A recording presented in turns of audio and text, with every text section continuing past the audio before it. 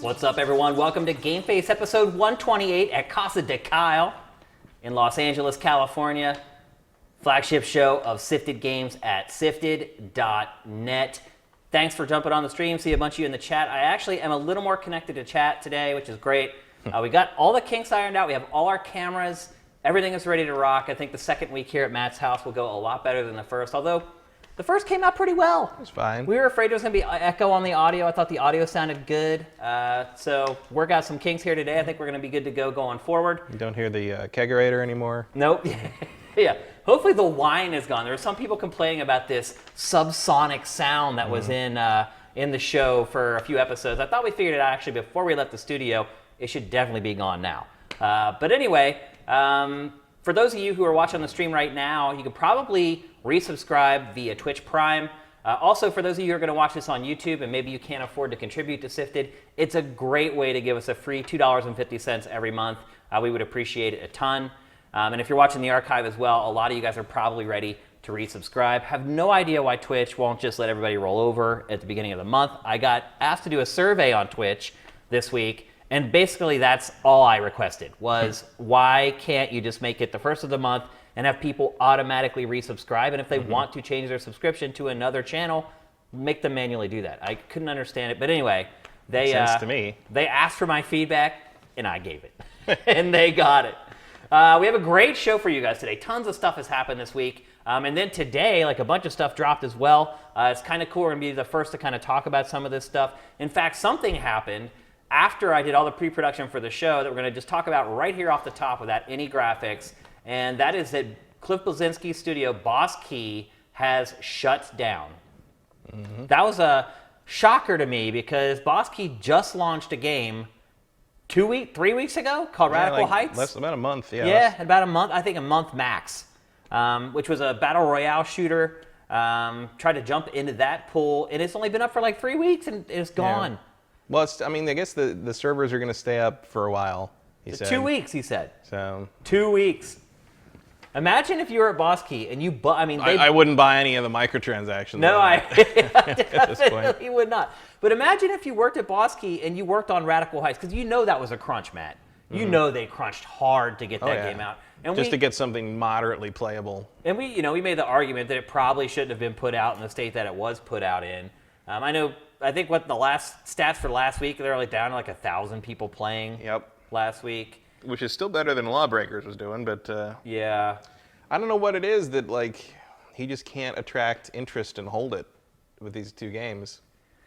I don't know. The cachet for Cliffy B, which he's not called anymore, or Cliff Bleszinski, it's kind of shocking to me that there wasn't more there. Like Lawbreakers seemed like in beta had pretty good numbers, but those fell off real quick, and then the game was released. People were expecting Lawbreakers to be free. And then when it turned out to be $40, a lot of people backed away from it. I still stand by my opinion that Lawbreakers is a good game. Yeah. I think it deserved far better than it got. I think a lot of people that didn't play it agree with that. They just didn't want to pay $40 for it. Yeah. I don't know. And it was just on the, it was on the heels of Overwatch, and then it was like right on the beginning brink of PUBG's rise to dominance. And I would say it's hard to ask $40 for a multiplayer-only game, but there's Overwatch out there. Overwatch just has a lot more to it, though, in terms of just appeal and design. And look at the characters in Overwatch compared to the characters in Lawbreakers. And we've said that for all along. That the characters in Lawbreakers was its downfall. Yeah, and then on top of that, you had Fortnite horning in, which is even weirder because Cliff was working on Fortnite when he left Epic. Right. To form Boss Key. There was a time where we thought Fortnite might be vaporware. Yeah. Because it was in the oven for so long. They were on that for like 5 or 6 years. Yeah, I thought at some point, they're going to announce that it's canceled. And now it's the biggest game in the world. Yeah. Funny in how a that totally works. different form than it was originally going to be. Cliff. That's called agility. Yeah, apparently. Cliff on Twitter and on Facebook posted today that he is going to step away from game development for a while and try to kind of, press the reset button. He mentioned spending some time with family and stuff like that. And lick his wounds. I guess his dog's getting a little old. I wonder what he'll do. I mean, he's probably not going to start another studio. I wouldn't want to after all this. I'd probably want to work with a good team, work with some good people. Maybe Epic can snap them up, or at least some of the workers there. Well, they already were, remember? Yeah, well, they were working on that, yeah. That was happening. They were taking his employees, and just, what, was it 2 weeks ago? Yeah. He went on Twitter and admonished Epic for poaching his employees. And we talked about that, too, on the show, and how... And 2 weeks later, closes the company. Yeah. And it looks like at least one of the people at Boss Key learned of it from Twitter. Yeah. It looks like he did not message it very well to feels like you have an all-hands meeting before you have an all-hands tweeting. Yeah, so. You absolutely should have told his employees before he posted that publicly. It's kind of crazy, though. I mean, I never would have guessed that when he announced his new studio that 4 years later it would be closing. You just figure, he was a star in games for a while. Yeah, but I also figure, it doesn't shock me that it didn't go the full distance, but it does surprise me that it only got 1.1 games. Yeah. I thought Radical Heights, and yeah, he phrases it as Radical Heights was the last ditch maneuver. Like a Hail Mary. But I felt like Radical Heights would at least kind of see a less full-fledged beta. Maybe. Yeah. I mean, that... I also still think that's not a good name. Radical Heights, Heights is a weak word. Heights is it's just a breathy word. You need more consonants in that. Because remember when we talked about it, I kept forgetting the name, which is not good. Yeah. That's not, should have called it Radical Bastards or something. something with a punch to the second word. It's just crazy to... None of it's stuck in my head. Announce and launch a game, and then a month later, your studio goes under. Yeah. You think about all the people that crunched on Radical Heights to get it out. You can't even make that Rohan joke anymore. Yeah.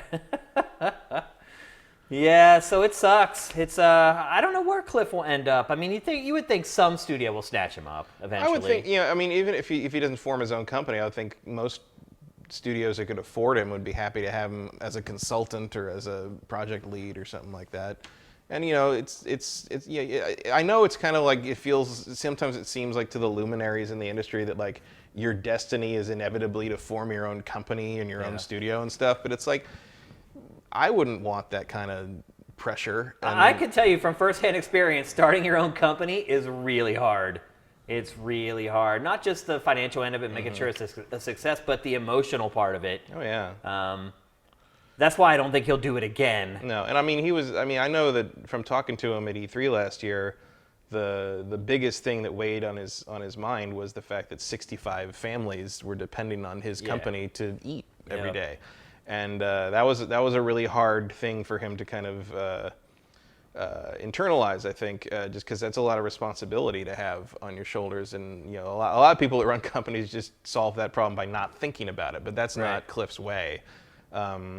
Which is funny to see. I've seen a lot of people kind of be well, he doesn't think about his team, and he never mentions his team, and he's just sort of a freeloader that takes credit for other people's work and stuff. Really? And I'm that's not the guy I know. Me either. Well, they don't know him. They don't know him. I know. We do know him. But I also don't really get that from his public persona. It's any more than any other person that gets credited as a name in the industry. Well, he was kind of cornered into the whole dude bro thing. Yeah. Where people were like, "Oh, he's a jock parading as he's the totally farthest not. thing from a jock." I mean, he plays one on TV a little bit maybe, but he's not. He's a total nerd. Our longest conversations have been about Transformers. I mean, it's not he's a total nerd, just like us. And some of the dude bro thing probably comes from the fact that his handle back in the day was Dude Huge. Yeah. Well, he went through that stage of his life where he was really into bodybuilding. Yeah. And the one year he appeared in an E3 press conference and he was all yoked and jacked up, and I think people were like, "Oh, wait, nerds don't work out." I hate to say stuff like that, but there's a lot of developers in pretty good shape. There are, absolutely. You have a lot of downtime. Sometimes you have a gym on site. You can't go home for 12 hours at a time. You might as well go lift things and put them down again, right? Right, but I feel like there's a certain segment of the gaming community that almost looks down on people who are concerned about fitness and things like that, and sports, and not that he really was. He just got in shape, and I don't know. I think one thing I would say is I'm a little surprised that instead of completely dissolving the studio, he didn't pivot the studio, because it's a small studio. It was a small studio, and so I see some parallels between Boss Key and SIFTD a little bit. When I launched SIFTD, I wanted it to ultimately become this huge commercial gaming website. That was the dream, to build it up and turn it into this company that was as big as Game Trailers or whatever. And as time goes on, you start to figure out, hey, that's probably not happening. You have to pivot. And we have pivoted like 3 times. But Practically pirouetting at this point. yeah, exactly. I've pivoted so many times, I've done a complete circle. So I'm a little surprised that he didn't say, okay, well, doing the AAA indie thing, which is really what he was trying to do, didn't work out. So let's start making smaller games. Let's start making some really cool indie games. Taking on like contract work from other studios or something. Like there's a lot of smaller companies do that. Like you'll have a team working on. That's how Rocket League got made. If you watch that Daniel Dwyer's documentary, it's about how they were taking on little jobs that dealt with Unreal, because they were so good with the Unreal Engine. They were taking little jobs for other companies to make, and in the meantime, they had this tiny little team making this car game. Yeah. And that's how Rocket League came about. Yeah. So that's an option too. I think part of it is humbling yourself. I mean, you have these aspirations. He came from just massive success. I ran a video game website. He built products that were consumed by tens of millions of people. Well, it also felt like he burned some bridges, maybe inadvertently here and there. Like there was that comment about like, in the run-up to Lawbreakers, where he said something like, if anyone who cares enough about performance to have a PC is never going to buy a console, and like that's not what Xboxes are for. Xboxes are for people who don't know about that or whatever. And then like, How to polarize. Xbox didn't seem to take that too kindly, and then there was a whole thing recently where like he said something on Twitter. Someone was like talked about Radical Heights on Xbox. He's like, we'd love to get it on Xbox, and one of the Microsoft guys responded with like, "It's like teenagers use our Xbox Greenlight program all the time. Check it out." And it's just like, bro, like. You can't, that's like if like Zack Snyder, I mean, I'm not a fan of Zack Snyder with his extreme nonsense and stuff, but that man's made a bunch of major motion pictures, and like if he's talking about like, oh, I'd like to get some funding for this thing, you can't be like, hey, try that Project Greenlight TV show down. It's like he's a figure in the industry. Hey, have you heard of YouTube or Vimeo? Yeah, check out Patreon for your $300,000 like indie film. It's like, no, this dude has made multi-million-dollar pictures. Cliff has made multi-million-dollar video games. Like suggesting he go use the thing teenagers use to get their RPG Maker thing published is pretty insulting. I think that was maybe a little bit of a fire back from the stuff that Cliff had said prior. But maybe that's what Cliff does ultimately, though. Maybe once he steps away for a little bit, he realizes that he did build a brand at Boss Key. We're talking about Boss Key right now. He created something where there was nothing, and that is an accomplishment all on its own. And I do wonder how much of that is like, are we talking about this in part because like we know him and we like him? I wonder how much of this. I mean, I'm sure it'll be discussed on podcasts this week, but I wonder how much of that will be like, how much of it will be like, oh, let's see what happened, and how much of it will just be grave dancing. Yeah, there will be some. I saw some comments on his Facebook post that were pretty mean, and then other people who were just completely uninformed. One guy was like, well, I knew Lawbreakers was going to fail from the start because it couldn't hang with the other Battle Royale games. It's like, bro, it wasn't even a Battle Royale game. That wasn't a thing before. Yeah. You're always going to have people like that, the ambulance chasers who maybe didn't like Cliff all along, and now this is their chance to dig into him. So, it is what it is. That's the internet, unfortunately. But I wish Cliff the best of luck. I know him personally. He's a great guy. Regardless of what everyone thinks about him or whatever his public persona is, if you think he's like a meathead or a jerk, he's not. No. He's a good guy. I just hope he can work with his employees and figure out a way to get them all, or at least help them find places to land. Yeah, I mean, they were funded by Nexon, I believe. Yeah, Nexon published Lawbreakers. They weren't involved in Radical Heights. But Nexon had given Boss Key a big chunk of change. I know that for sure. And so hopefully there's still some of that money left over so he can give some of his people severance. Right. And if anybody was getting headhunted by Epic, might want to just take that. Yep. So anyway, breaking news on GameFace. This stuff happened right after we finished prepping for the show. We wanted to talk about it. A mere 8 hours later. Yeah. Well, most of the people will be seeing this tomorrow when it's anything but breaking news. It's been on SIFTD. I didn't see it till I was out today and got home, and then right as I got home, there was a text from me. It's like, Boss Key closed. I was like, what? Yep, absolutely. So let's get on with the show proper. That's what I get for ignoring Twitter all day. Yep. Let's get on with the show proper. We're going to talk first about the biggest story of the week by 100 miles.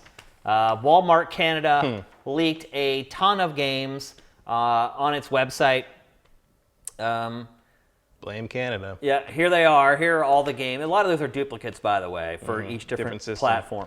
And a lot of this was like, the funny thing was like, a lot of this was like could have been easily dismissible as like just guesses or like logical extrapolations for placeholder stuff. But then there was Rage 2, which no one in the world would have guessed as a thing that was going to happen. I don't care how informed the webmaster is at Walmart Canada. There's no way that he would have ever put Rage 2 on that page. Yeah, because there's stuff in here that like Forza Horizon 5. Okay, Forza Horizon 4 doesn't exist yet. So,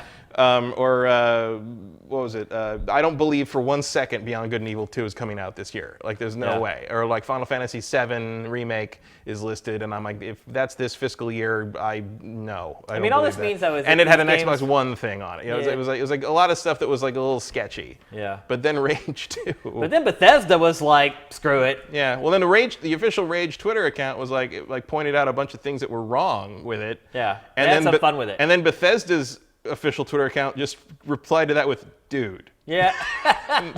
And then Pete Hines started replying with like super salty tweets about like where people were like, when's Doom 2 coming? He's like, I don't know, go buy a Magic 8-Ball at Walmart and see what they know. Just because they were pretty funny, actually. And then the final culmination is what you're seeing right now, which Bethesda released the debut teaser for Rage 2 today. Because why the hell not? Yeah, I mean, I admire what Bethesda did. Like, that it just kind of went along with it and was like, hey, there's nothing we can do about it at this point. Let's make the best of it. Do you think that this was scheduled to be published today by Bethesda? Yeah, me either. I think it was. But you got to get ahead of it. Yeah, it's a shame because I'm guessing this was one of Bethesda's huge reveals for E3. Well, I think, didn't they say that like this might be their longest presentation ever so far? Yeah. So who knows what they got up? I mean, they must have more than this up their sleeve. Oh yeah. But this is obviously a big surprise. Yeah, I mean, I would have never guessed they would make a sequel to Rage. No, I mean, the only thing I would be more surprised by a sequel to would probably be Wet 2. Yeah, That's about the only thing else, the other property they could pull out of their sleeve and be like, hey, who wants some more douche-coup? And I realize I'm a bit in the minority, but I actually like the original Rage a lot. I replayed some of it this week just to kind of refresh myself. First off, those are some ugly textures. They're mega textures, Matt. Yeah, no. One mega texture, maybe. Yeah, well, that's what it was, though. It was like one texture that covered the entire environment. Yeah. It was like cutting, it's ahead of its time for the time, but now like there's so many things that didn't go that way. And for a good reason, and it's that was all Carmack's crazy idea. The biggest thing that I remember when I was playing it this week, that like when you park in John Goodman's garage, there is a wall in front of you, and on that wall is like a pipe with a little like kind of regulator like meter kind of thing, and it's just a flat text. It's just a picture on the wall. There's no tessellation. There's no attempt at making it into a model or popping it out at all. It's just a it's just like plastered. I'm like, why is that even there? Why not just have that be a blank wall and not have this fake pipe on it that looks just like someone has a poster of a pipe on the wall? And it's like some of it looks amazing. And I did a little mod thing to get it to work at 4K and get the high-res texture. And some of it looks really good. The animations look great. The animation, the gunplay in that game is great. Fighting the enemies is amazing. Yeah. And every other thing it makes you do is terrible. That's why I liked it so much. Obviously, I've said a million times, gameplay first for me always. And the actual combat and the mano-a-mano moments in that game, I thought were just absolutely all the flipping around and jumping to the ceiling and down, like, I can't get a beat on them. Completely unpredictable what the enemies were going to do. It's really great, but there's just not enough. That's like 15% of the game. The rest of it is like mindless transit and the stupid races and like constant load screens. And the multiplayer, the buggy battles, it was like Mario Kart, like M-rated Mario Kart or whatever. I actually had a good bit of fun with that for a while, but after a couple weeks, I was like, the only other thing I remember about Rage, because I didn't finish it, I got to a point where like I progressed enough in the main story that all my side quests failed. I was like, well, screw you then. So I just turned it off. But like the other thing I remember, of course, is that it doesn't end; it just stops. Yeah, that's the worst ending probably in the past decade. Which is too bad because like the funny thing is like at the beginning you have the opening is like the cinema of like the asteroid like passing through the solar system and everybody going into the underground vault and the thing, and it's like it's actually pretty good. It's pretty effective. It's like it's kind of got a nice little end of the world moment, and it's kind of it's weird because it has these inevitable parallels to Fallout because of the come out of the vault and everything's terrible. John Goodman's going to help you kind of thing. And now, like you look at this new teaser they put out, and it's like, well, now you're inevitably going to be compared to Fury Road. Now it's Mad Like, Max. Mad Max it looks Fury like, Road I mean, is- it had a flavor of that before, but now sure. it's I mean, just inevitably, full you have that comparison to the Road Warrior one way or the other. But this now, I mean, in the wake of Mad Max Fury Road, especially when you've decided to go all in on the vehicles like Rage did, Yeah. like they got to. I mean, they're basically going to be the Mad Max Fury Road video game here, on, which would They be got- awesome, They got to by the deliver. way, which I would be totally down with. One thing I would say is because of what we experienced with the first Rage, I have hopes that this game will be something different. Yeah. That it will not just be another open world first-person shooter Like out. there's absolutely a great game in Rage if you reinvent it and rework a lot of it properly. And hopefully they've done that. I mean, I wonder who. Do we know who's making? Is it id making it? Do we know? It's not do we know? id. No. No, I mean, that's what has a lot of people up in arms. They're like, wait a minute, why isn't id working on this? I think they're like consulting on it or something. But I'm guessing id's making the next Doom, Yeah. which we probably won't see till next year, I'm guessing. I mean, I would rather have them making Doom because Yeah. Doom was so good. Yeah, agreed. So, But what could they do with Rage now? true.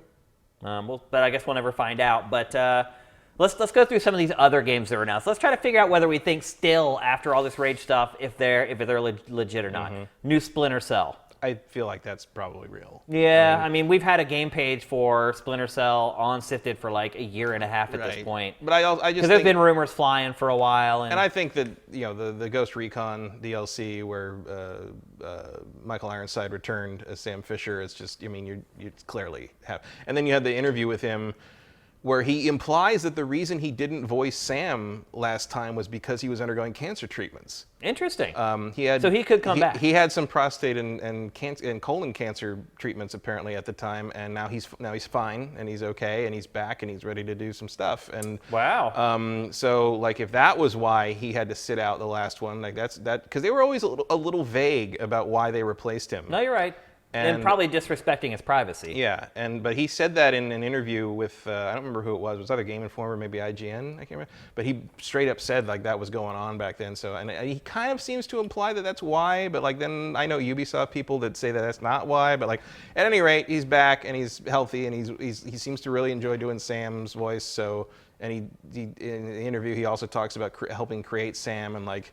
He seems to value the character, so it seems like it'd be it would be silly to bring Michael Ironside, someone as high profile as Michael Ironside, back to do a 5-minute recording session of a Ghost Recon free DLC. So like, I'm thinking there's more to it. Yeah, you're probably right. What do you think the percentage chance is that Splinter Cell's legit? I'm going like 90%. Nah, there, on yeah, that. I agree with you. I will be shocked if we don't see a new Splinter Cell at the Ubisoft conference or Sony or something. I think that's as close to a given as you get to for an unannounced game.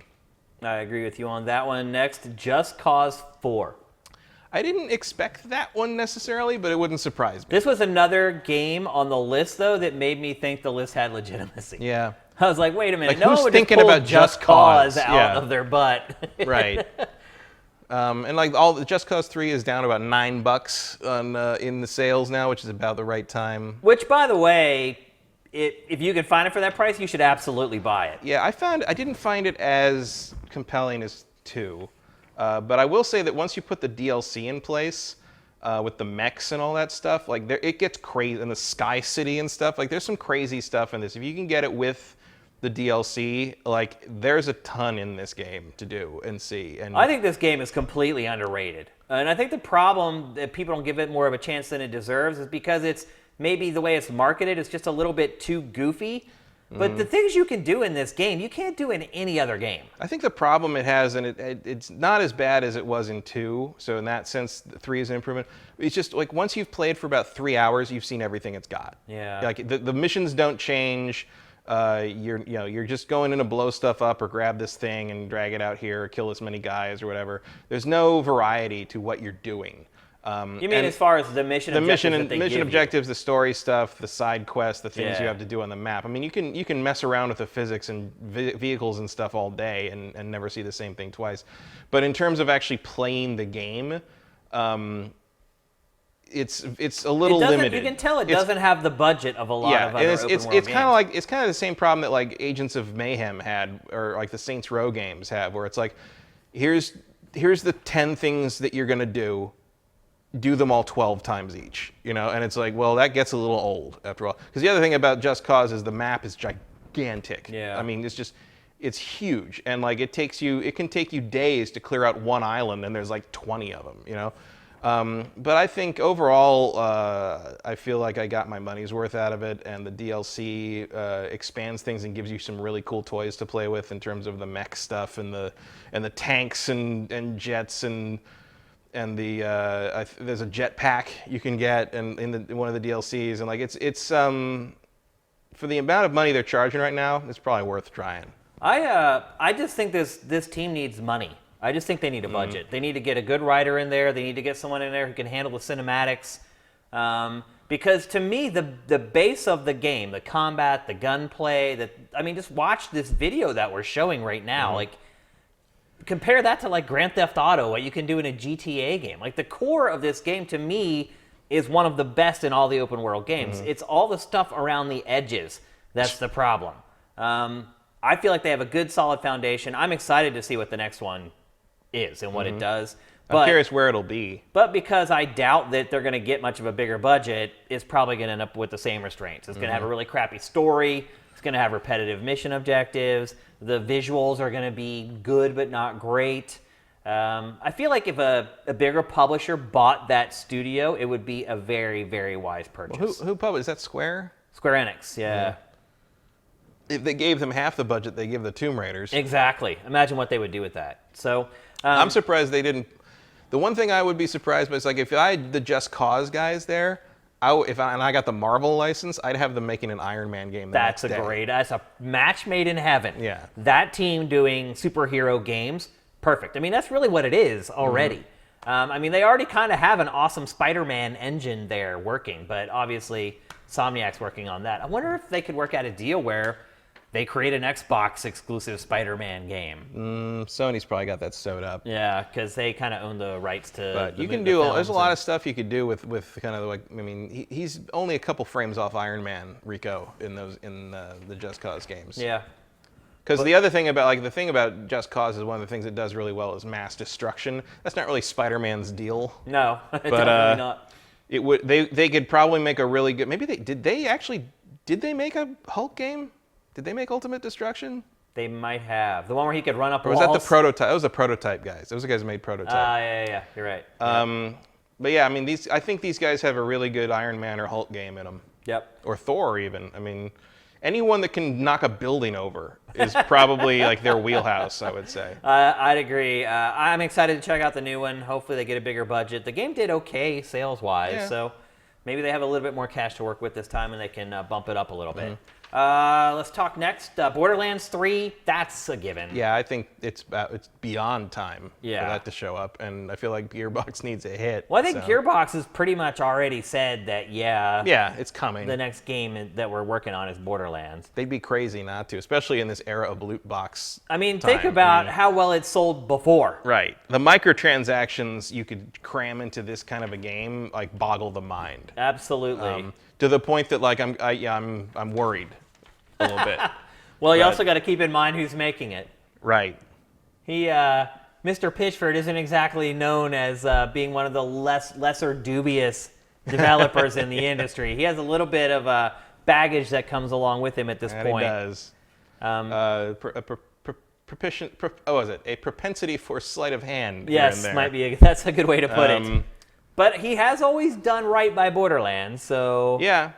I mean, I certainly don't expect another alien colonial marine situation out of this. Well, definitely not going to make another Aliens game, that's for sure. But yeah, I think. By some reports, they didn't make the last one. Right, yeah. But I think, or at least I would hope that at this point he has learned his lesson. And but you're right, it is ripe for that nefarious. I mean, Borderlands has always been. They've always done well with it, and they've always delivered on the DLC without making it feel cheap. No, you're right.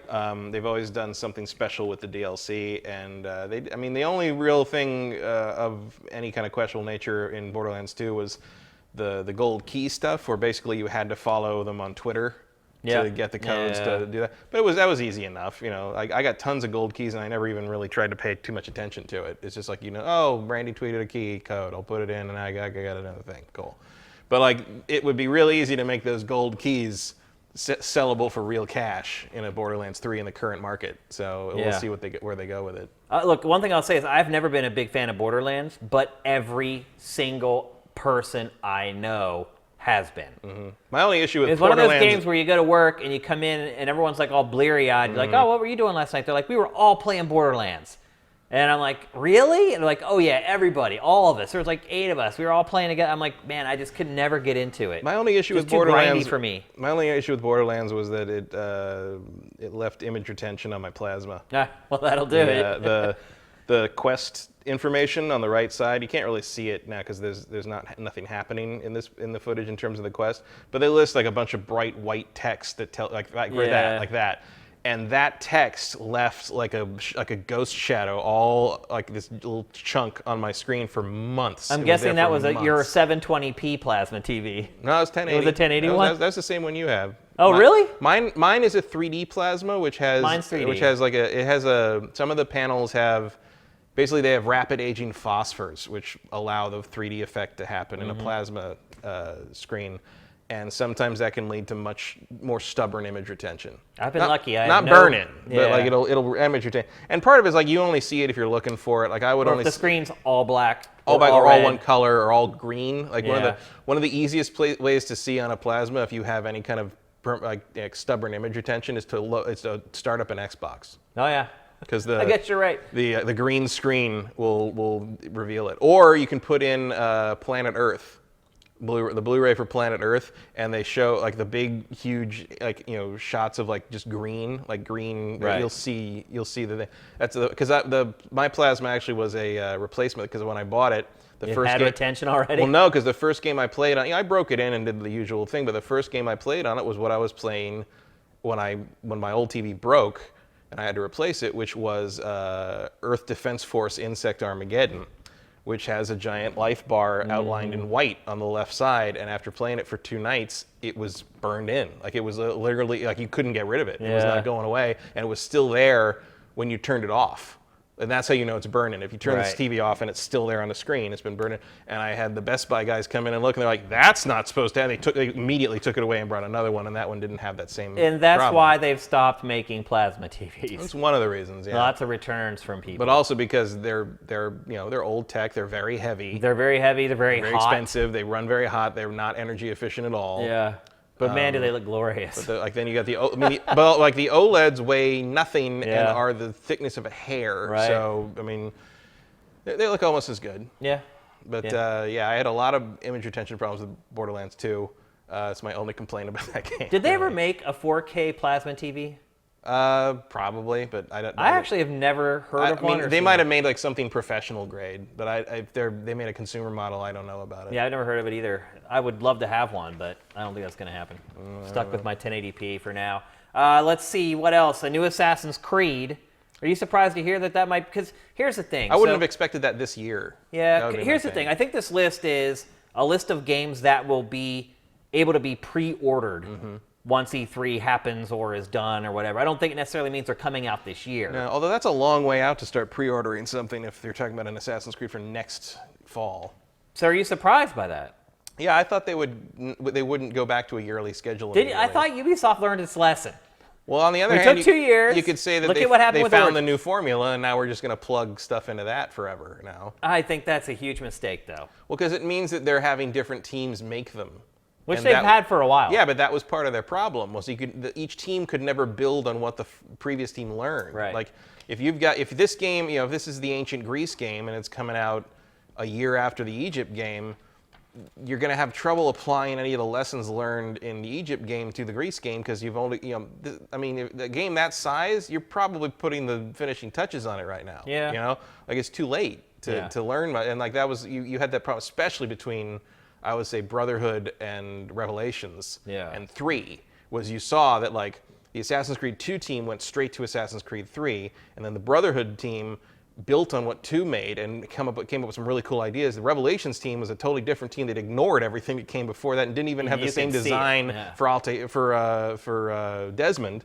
And then 3 came out, and 3 felt like it was it was building on 2, but it kind of ignored some of the innovations of Brotherhood. Yeah. And the whole series just never quite felt like it was moving forward in the way it should. It felt like it was stuttering. It felt like one step forward, 2 steps back kind of thing.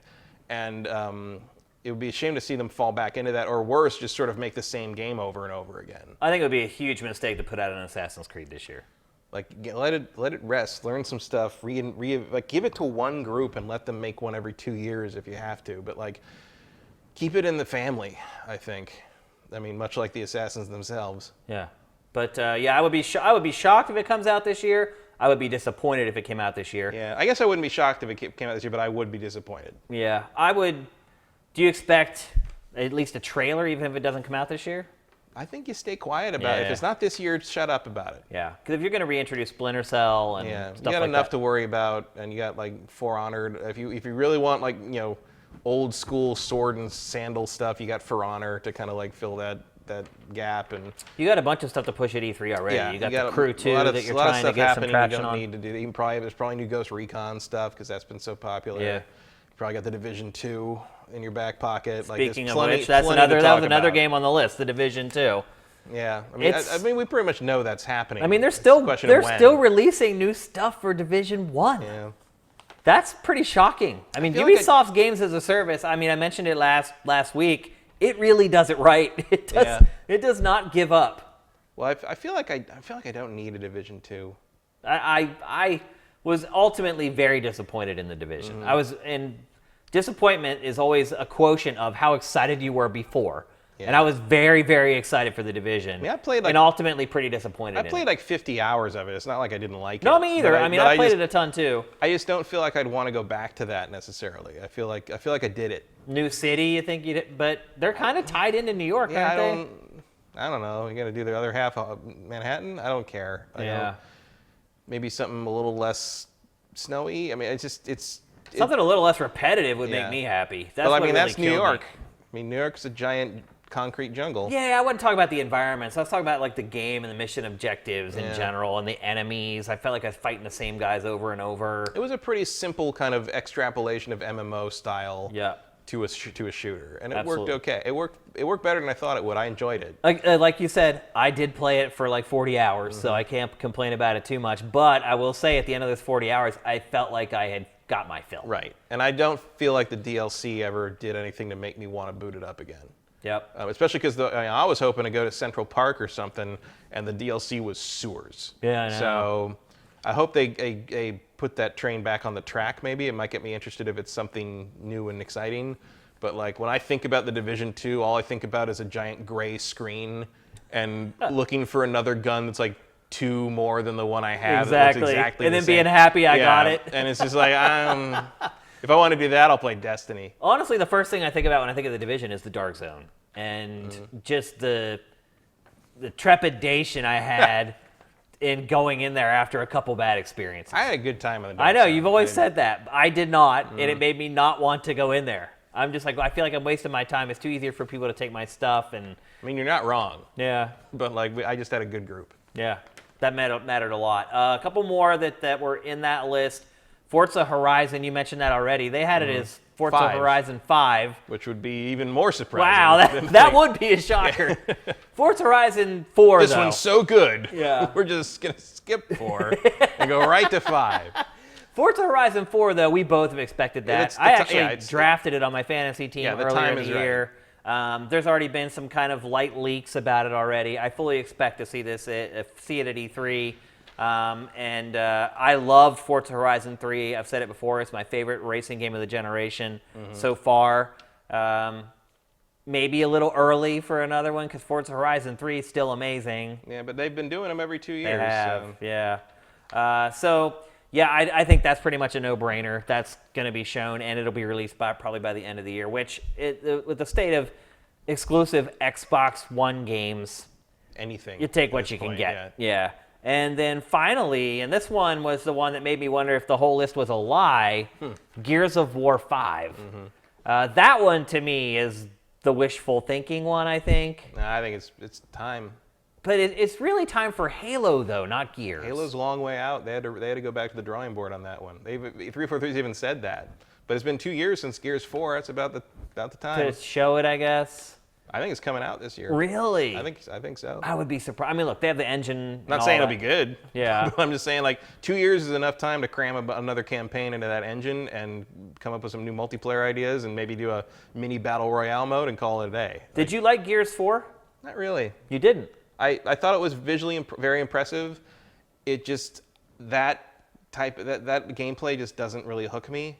And I know eventually it warms back up again, but like the early part of the game just did not grab me at all. I liked it. I didn't think it was one of the stronger entries in the franchise. Yeah. I liked it better than 3. I'll say that much. It also seems to make the error. I liked it better than Judgment. So I liked it better than. Everybody likes it better. Gears of War Judgment and God of War Ascension are two of the least remembered games of their series, I think. Black eyes on the franchise. Yeah, the two GOWs nobody remembers. Yeah. It's like... Go. I love the fight over that, by the way. Who gets to have GOW? To me, it's God of War. Like, Gears is Gears. Yeah, Gears is just Gears, yeah. Yeah. And you say Gears, everybody knows. Yeah, exactly. Yeah, I'd agree with that. But like, I honestly disagree with you here. I would be really shocked if this game is even shown, I think and even more shocked if it came out this year. I think it's time. It's been 2 years, and I don't think you really need to reinvent the wheel again like they did with 4. Well, look, like I said, they do have the engine Not that they there. did, but the engine was the big. Yeah. And so they've got it there. You could make a Gears 5 in 2 years. You could. It would they probably need not be content. very good, but you could. But they need content. They got nothing else. That's a good point. Microsoft is kind of desperate at this point. And they have a company whose entire job is to make Gears of War games. Yeah. So I think it's coming this year. All right, we'll see about that. But you'll notice I didn't think it's coming this year hard enough to put it on my fantasy Right. list. But like I feel like this is not great. Cautious optimism, I guess, is the best way to put it. And that's pretty much it. Those were the games that were on the list. Can we both agree that we don't want any more leaks before E3 at this point? Yeah, I mean, we've probably seen about a third of the reveals already if all that stuff is Well, there's true. also another one we're going to talk about a little later in the show that kind of popped up today. But I'm cool. It's like, I kind of like getting a couple leaks here and there. It kind of starts getting the blood flowing, gets the hype going for the show. But I'm good. Like, this was enough. Seeing this one listing on Walmart.com satisfies me. I want everything else that's left to be a surprise for us and for everybody else. Yeah, I mean, most of this. I mean, the surprises that like usually deliver for me are the Sony and Nintendo's reveals are usually the most interesting ones. It doesn't look like Sony's going to have much of anything, though. It looks like they're just going to focus on those 4 games. We're going to talk about Days Gone here in a little bit. In an interview with Game Informer that was published this week, the lead developer of Days Gone, they asked him, he said, okay, I'm going to go up with my thumb. You tell me when it hits the point of the exposure you're going to get at E3. And he got to like here, and he's like, stop. So it appears that Sony's going to just place some emphasis on that quartet of games, and everything else is just going to get kind of pushed off to the periphery. We'll see. So what's the quartet? Spider-Man? It was, shockingly enough, Death Stranding was one of them. Really? Yeah. I saw Keeley tweeting about, like, it's exactly 1 month until we learn more about Death Stranding. Kind of yeah. No surprise there, but I'm shocked that it's one of the big games that they're going to be focusing on at the show. Man, you gotta. Maybe Kojima's spent stepped up his game a little bit at this point. Maybe that was part of it. I mean, if I were Sony, that would be part of my deal with him. Was like, you got to do this in a timely I would have had manner, clauses in that contract that said, "Look, we got milestones. Like, you better hit them. We got milestones for days. Yeah, and if you don't want to hit them, every single one of them. You can find somebody else to pay for your pet project. So we don't care how many Norman Reedus headshots you send us. Exactly, or how many times you tweet a picture of him or Mads Mikkelsen or whatever his name is. But yeah, that's pretty much it for the Walmart stuff. Let's move on. We're going to talk next about Pillars of Eternity 2, as I like to call it. Its actual title was Pillars of Eternity 2 Deadfire. I call it Pillars of Eternity 2 Dead Boring. I am bored to tears over this game, Matt. I've spent about 12 hours playing this game at this point, and I just reached a point where I'm like, why am I playing this game? To find out whether you'll be able to save all the souls and bring them back to the wheel. This game is for people who are more into meta fantasy than you are. I think I've played probably about 8 or 9 hours of it. It is a descendant of the Infinity Engine games, the Baldur's Gates and the Icewind Dales and etc. By Obsidian, who added their own drama recently when Chris Avellone popped up to post some juicy bits about his relationship with them. That's another subject. Yeah. But it's, it turned out I actually backed this on Fig. You forgot. Which I forgot I did. Also, if you did... And I was like, I should get... If it does well, you'll make money. No, I won't. I didn't invest. I backed it. Oh, gotcha, Two different things. Gotcha.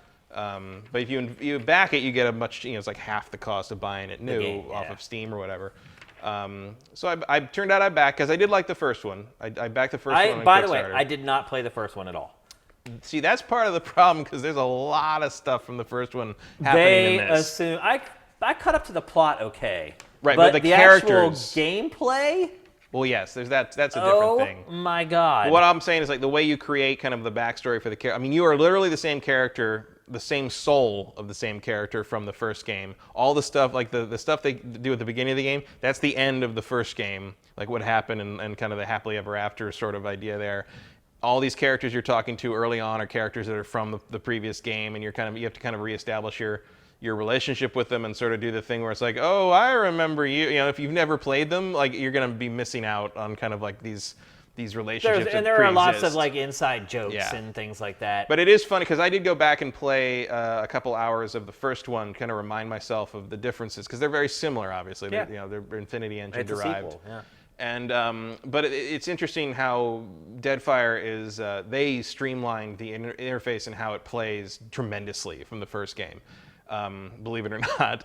And that is hard to believe. The funny thing about the first one is that it explains, like when you first start it up, it explains to you what hit points are. Okay, it goes.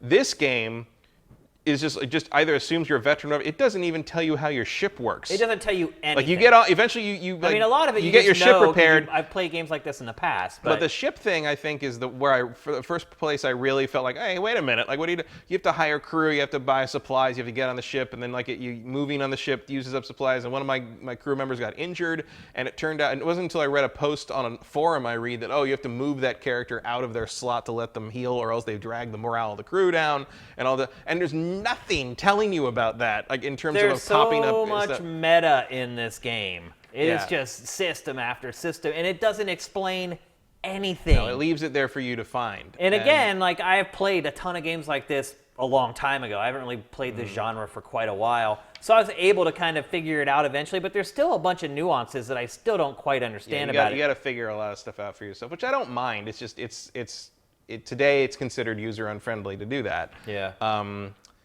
I actually like it a fair amount. I have to be in the right mood for it because, like you say, it's a slow burn.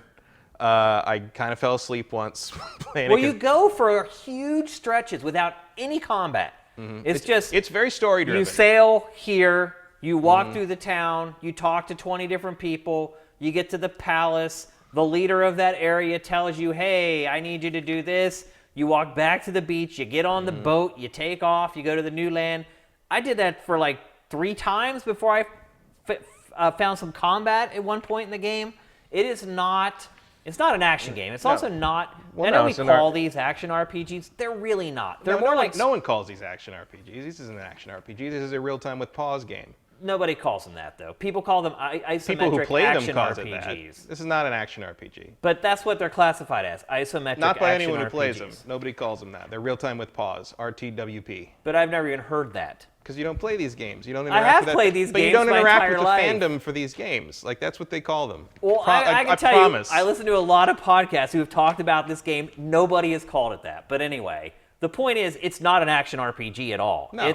It's more like an MMO, really, in that you kind of queue up it's Baldur's Gate. It's a turn-based RPG with real-time. It's like KOTOR. It plays out in real time, but really it's rolling a lot of dice under the hood. It's turn-based with presentation, basically. Yeah, that's a good way to put it. And it's about learning the systems, not clicking quickly. It's not Diablo. It just looks like it. And as these things go, it's a pretty good example. I mean, I played a lot of the modern versions of these real-time with pause games, and I played this and the first one, and Tyranny and Torment, and basically all the kickstarted. This is a genre that was this is a subgenre that's by really been crowdfunding. Kickstarted to hell and back because no one was making them forever. And now I know why. They're a niche. They're a niche of a niche audience, definitely. Absolutely. And that audience, the pinnacle of that experience for most people tends to be either Baldur's Gate 2 or Planescape Torment. And Planescape Torment is kind of more the Obsidian style, story-driven, very lore-driven, and these games are like that. You have full cutaways to like what can only really be described as like a D&D dungeon master moment where like you get like kind of someone narrating a situation, you have to pick your reactions and you can use skills. Exactly what it is. It's what it is. Sitting at a like table a role, and someone's reading like the book. Yeah. It's absolutely going for something like that. Very wordy. Yes. I mean, they like Torment and Tyranny are like that as well. so in some cases. That's what these games are for. That's who these games are for. Yeah. And it's a little, for me, it's a little dense. It's a little much because I don't really, if someone's reading the text out loud, I don't wait for them to finish. I skim the text and jump ahead. I get what you're saying. Souls, things, demons. I get it. I just started tuning it all out after a while. But I do like that. Like the setting's a little different from usual. Like the first game starts you in the moss-covered hall, underground hallways of dungeons and tombs. This one starts you on a beach. And then, like, you get your ship fixed, and you kind of sail around this sort of, like, Caribbean area thing. Yeah. It's a little brighter. It's a little interesting. You get to learn about kind of this archipelago that's referred to in the first game but is never visited. So, you can even have That's Deadfire. Yeah, the Deadfire archipelago, and which was actually an option for your character's origin when you created them in the first game. Like, you could have them be from that area, and now you can come back there. If you import that character, you get a lot of, like... You have a lot of dialogue options that are unlocked because you're from there and you know kind of the local stuff. Yeah. Which I thought was cool. They pay very much attention to how you built your character, what your character's skills are, what they know. If they're lore, are they good at lore? Are they good at history? Are they good at street smarts? Like all that. So you can solve situations in a lot of different weird ways based on what your characters can do, and I really like that. I like it a lot. It's not my favorite thing of the year just because my attention span isn't what it used to be. And look, again, I didn't play the first game, but isn't this kind of the same story as the first game? You're actually hunting the same... Not... Because he was supposed to be dead at the end of the first one, it turns out he's not, and now you're on the hunt for him again. That's what I picked up from the hints You're looking for the same god you were hunting down. I don't think you quite expected it to unfold the way it unfolds at the beginning of this. Yeah. Where basically he possesses a giant statue, climbs his way out of the ground and steps on you. Yeah, and then your soul has to... You're kind of in service to this goddess or god, like you're working. It's the thing is like you're kind of dealing. You're under the thumb, I guess, of like one of like the top 6 gods of this world, and like there's like scenes where you end up sort of in the midst of all the other gods, and they're all kind of arguing with each other, and like you can interject, and they're like, you got some balls interjecting into the gods conversation here, but like. And you're what's called a watcher, which means like you can see souls and like see people's past lives and stuff, and you retain your memories of yourself when you die and come back in another body, which is look at that pretty much look at that skill tree. Yeah, the skill trees are no joke. That's no freaking joke. And I'm playing as a ranger, which is the same I was in the first game. So I have my pet lion as so I'm shooting bows. Now, was there any carryover with the saves for the second one? But it was because you get stomped on and you have to recreate yourself. Yeah. It's not skills or anything. It's all what you chose. Okay. It's all story continuity. Gotcha. It's character continuity. Who's dead? Who's not dead? What you did with the souls you gathered over the course of the first game. Who you sided with. They remember all that stuff. Okay. And then if you don't have a save, you can just choose what you did through kind of a little quiz they give you at the beginning, like they normally do with these kind of games. Yeah, as a newcomer who had not played the first game, like they gave me like 5 options to choose from. It was very ambiguous. Well, the problem is I did actually start a game without a save import just to see what it asked me. And like, if you didn't play the first game, there's no possible way you know what the significance of any of those choices are. It's like I picked the one in the middle. Probably fine, yeah.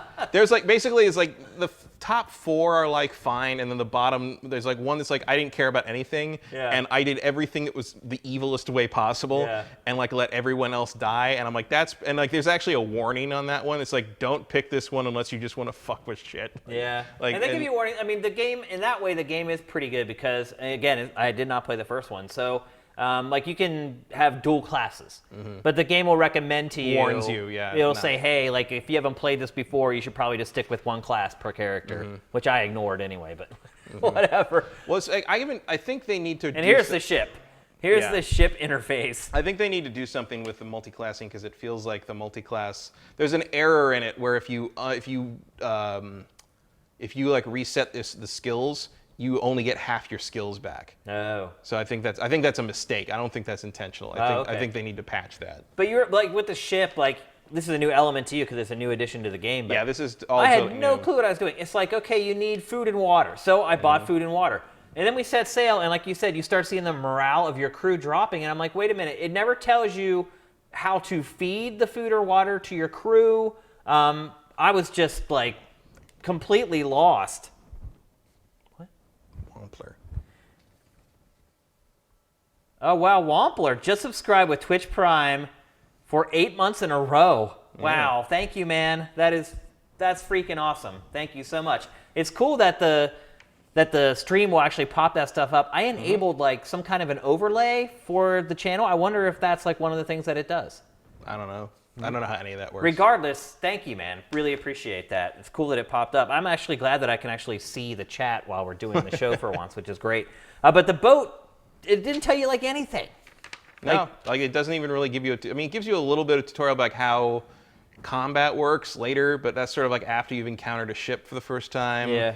And like by that point, I was like so rare, and I just want to sail, and I didn't really read a lot, so I had to go back and look at some of it and figure it out myself. Well, it kept saying that I didn't have enough crew to operate the boat, and yet I sailed wherever I wanted. Right. Well, because what you're supposed to do there is like once you get off the beach you're stranded on, you're supposed to sail up to the top of that island, go back to the port you've been working out of, and hire some crew and buy some supplies. They did mention that actually. But then once you do that, you're kind of just like, okay, there you go. I mean, like there's like a city that they tell you you're probably supposed to, you should go to this one city that's like way up north. But like on the way up there, I ran into like 2 ships. I got in a fight. I found another island. I wandered around the island. I found some fruit. My crew kept getting unhappy because all I had in the active slots for their food and drink was water and hardtack. And I'm like, where's the beer? Because to keep the morale up, you need ale, basically. Yeah. And I had found tons of ale and tons of fruit and stuff over the course of the early part of the game. But I didn't know that I had to go into the interface. So I had to basically poke around the ship interface for a while. One of my crew members got injured somehow, and like she was just sitting there dragging the team down for like until I figured out that like. Did you throw her overboard? No, you just have to move her out of her job, and she'll start to heal. But like until they do that, like there's a morale penalty for like working with an injury. It doesn't tell you any of that stuff. And you just kind of got to learn it brute force style. Yeah. But there's a lot of stuff. You can upgrade to like galleons and stuff if you get enough. Yeah, gold you can go and buy like a new hull, and like there's crazy customization for the look. I think by now people have figured out what this game is about, and I was kind of the curious one who was like, I haven't played one of these for a while. I want to check it out and see if maybe I can get into it. Boy, did you jump in the deep end! No, it's not. This is not a game for somebody who really wants to kind of experiment with these kind of games. I found it really boring. I would definitely suggest playing the first one first. Yeah. You can probably jump into this one, but like. I mean, I did. I'm making headway. I'm not. But it like, just really feels like over. 2 things. First, it feels like it assumes that if you want to get the most out of the story and the character interactions, you're going to need to know what happened in the first game. And second, if you are into these kind of games, you have played the first one. Yeah. Like it's Obsidian is kind of the king of these games to a lot of people that are into this subgenre, and I think you played Pillars 1 already. If you didn't, I think it's on consoles now. Is it? I think so. I don't think first so. one. Oh, the first one, yeah. Yeah, not this one, but the first one I think has hit consoles. Yeah, it's only on PC right now, but console versions are coming of Pillars 2. But look, if you're like an action gamer typically, and you like something that's maybe get your heart racing here and there, this is not the game. It's not for you. You need to pretty much read fantasy novels. I would say that's a prerequisite to enjoy this game. And I don't like fantasy novels very much, but I like a decent mythology, and it has tons of it. There's a cool lore behind this game. Almost too much. Yeah, it's someone spent a long time drawing this world up and building this world. And then writing the script. I can't even imagine how big the script is in this game. And it's all voiced. It's all, a lot of it's voiced. And pretty much every line in the game most is of the lines are voiced, and in some of the scenes, even the text descriptions are voiced. Like some woman is reading you what they're thinking. Like a dungeon master. Like they're reading you like kind of the big moments of the game are all fully narrated to you. Yeah. Which I think is kind of cool. Like I like that. It's slower than just reading it, but I like the kind of the presentational sort of. Slow is a good way to describe the game in general. It's like one of those games where you cannot be one of those players who's always in a rush to do something and enjoy this game. You have to be someone who's just like, let the game come to me. Yeah, you gotta soak in this one. Absolutely. Yeah. So I think at this point you get a good gist of what it's all about. I will say that, it's a high quality game. Oh, yeah. For this genre, it's pretty much the cream of the crop. I think this is the highest production value of this kind of game I've seen. And I'm sure you've seen by now the visuals are gorgeous, and it is pretty varied. It's definitely a step up from the first game's visuals and the character models and everything. Yeah. And everything you equip and do is all reflected on your character. Yep. Like you can have pets. I like that you could have pets in the first game, but the pets in this game actually give bonuses to the party. Yeah. So there's a better reason to have them, and like you can pretty much adopt every animal you encounter in the game. And like at a certain point, you've just got this legion of dogs and cats and a chicken you picked up somewhere and a ghost pig, and like there's a lot there. And you saw by those skill trees, like even after 12 or 13 hours of playing, all my characters had just myriad options for attacks and spells, and it piles on really, really fast. So. I think if you love Dungeons and Dragons, you're probably going to love this game. I mean, makes sense. But if you're not a big tabletop D&D player... I think it's been influenced strongly, I think, by... I can't remember the name. There's the various settings in D&D. Like, there's different kind of universe. There's like Forgotten Realms, and there's Planescape, and there's This is influenced by one of them in particular, and now I can't remember which one it was. But it's kind of a classic, unofficial... follow-up to that, but now I can't remember which one it was. I will say this, though. You'll get it. The game seems gigantic to me. It's a little Planescapey, at the very least. And I think if you like games like this, you're going to get your money's worth out of it. Yeah, I mean, it's not as long. I mean, I think it's like 30, 40 hours, which is not like crazy long I'm for these surprised games. to hear that, because at 12 hours, it feels like I'm just scratching the surface. Well, I also feel like if you just run through the story, I think it's about 30, 40 hours. If you want to just wander around the archipelago and find islands, and you can name islands as well. Yeah. When you conquer an island, you can name the island. Yep. You can name them all whatever you want, which is cool.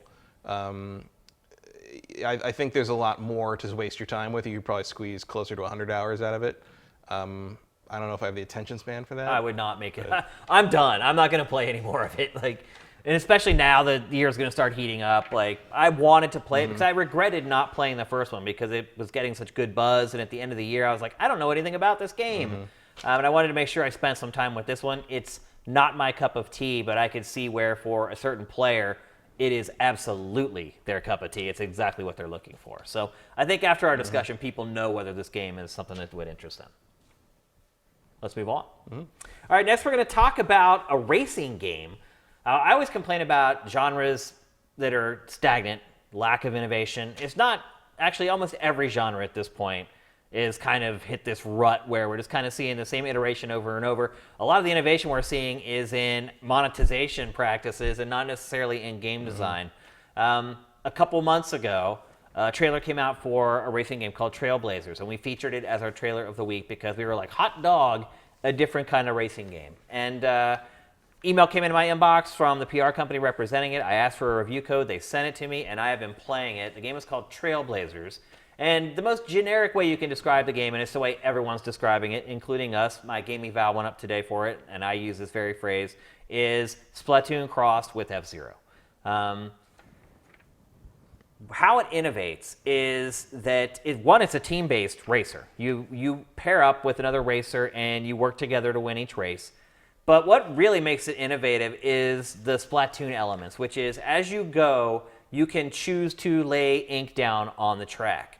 And the next time you come around the track, if you go across your color, you get a turbo boost. So you can see right now I'm laying down yellow. And then you hit these gates, and the gates will give you free patches of your color. So when you first make your first lap around a track, what you want to do is try to paint a line all the way around the track in your color. Because, I mean, that's really the objective of the whole game, is to create a path all the way around the track of your color only, so you can turbo the whole way around the track. Now you're on a team, and you have a teammate with you who is helping you paint your lines, but also to paint over the lines of the enemy team. So while you're painting the line that you're going to use on your second lap, and you can see now I'm on the second lap. So now I have this yellow path all the way across the track that will let me boost. And the longer you stay on your color, your boost level goes up. So it has like level 1, stage 2, stage 3, and then finally stage 4. And so it just imparts this whole other new semblance of strategy into a racing game. I haven't played a game as innovative as this probably since Test Drive Unlimited back in 2006, which was like the first like big budget open world racing game. And obviously it's a hover racer. It has an insane speed. So you got the Splatoon painting elements. You have the kind of the turbo strip elements of the F-Zero franchise and the look of Borderlands. It has like kind of a Borderlands art style to it. But I've never played a racing game like this before. And let alone one in the last 10 years that was something that I had never really played before. The problem is, this is the first ever game from this studio. They've never made a game before, and it has not necessarily a lot of bugs, but a lot of weird quirks with it. For instance, if you get to the edge of the course, it almost acts like a magnet, and you get stuck to the edge of the course, and you can't really get off of it until you hit a straightaway. And that to me is just inexcusable. It ruins a lot of races. It'll make you reset a race before you even finish the first lap, which I hate. With a lot of racing games are kind of like that, but it's one of my pet peeves with racing games that I hate. There are actually some bugs. Like every once in a while, your car just disappears and just reappears somewhere else on the track. That happened in both single player and multiplayer for me. What else? The colors in the game, some of the tracks are fine, but there are some tracks where there's literally like every color under the rainbow and then some is used, and it can make it really hard when you get up to those really high turbo speeds to see objects on the track. Obviously, after a while, you memorize the track and it's not as big of an issue. But here's the thing. Despite all these problems, I still had a blast with it because I've never played a racing game like this one before, and it's a genre that probably is one of the more stagnant in the entire industry. Certainly arcade racers don't seem to have a lot left in them. Yeah. No, certainly not even. Oh, there's what you're talking about there. Yep. And the other big problem with the game is the collisions. The collisions are a complete mess. Whether you hit a track object or you hit another racer, it's a complete wild card as to what happens after you hit. The physics just aren't realistic or reliable. So usually after you crash with another car or you crash really hard into an object, you pretty much just, again, have to restart the race. This game is getting no traction whatsoever. Yeah, you're the only person I know talking about this. There are 2 reviews on the entire internet for this. Well, now 3, now that my game eval went up.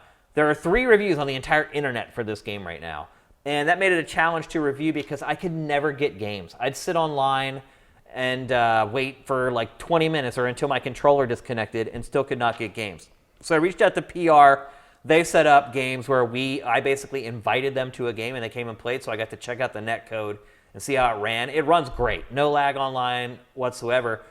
As of right now, there's just no player base for the game at all. And so I fear that this is a great idea, a great concept, albeit a bit flawed, that is just going to disappear into the annals of video gamedom, and it'll be like it never even happened. And that's why I wrote the game eval. That's why we're talking about it on GameFace right now, because there's a large audience of people out there, I believe, that will absolutely love this game.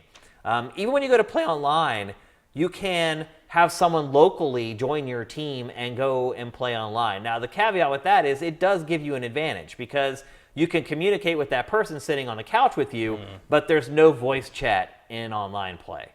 So there's all kinds of just these little quirks about it that make it hard to recommend as a full purchase, but it makes me sad because I want people to play this.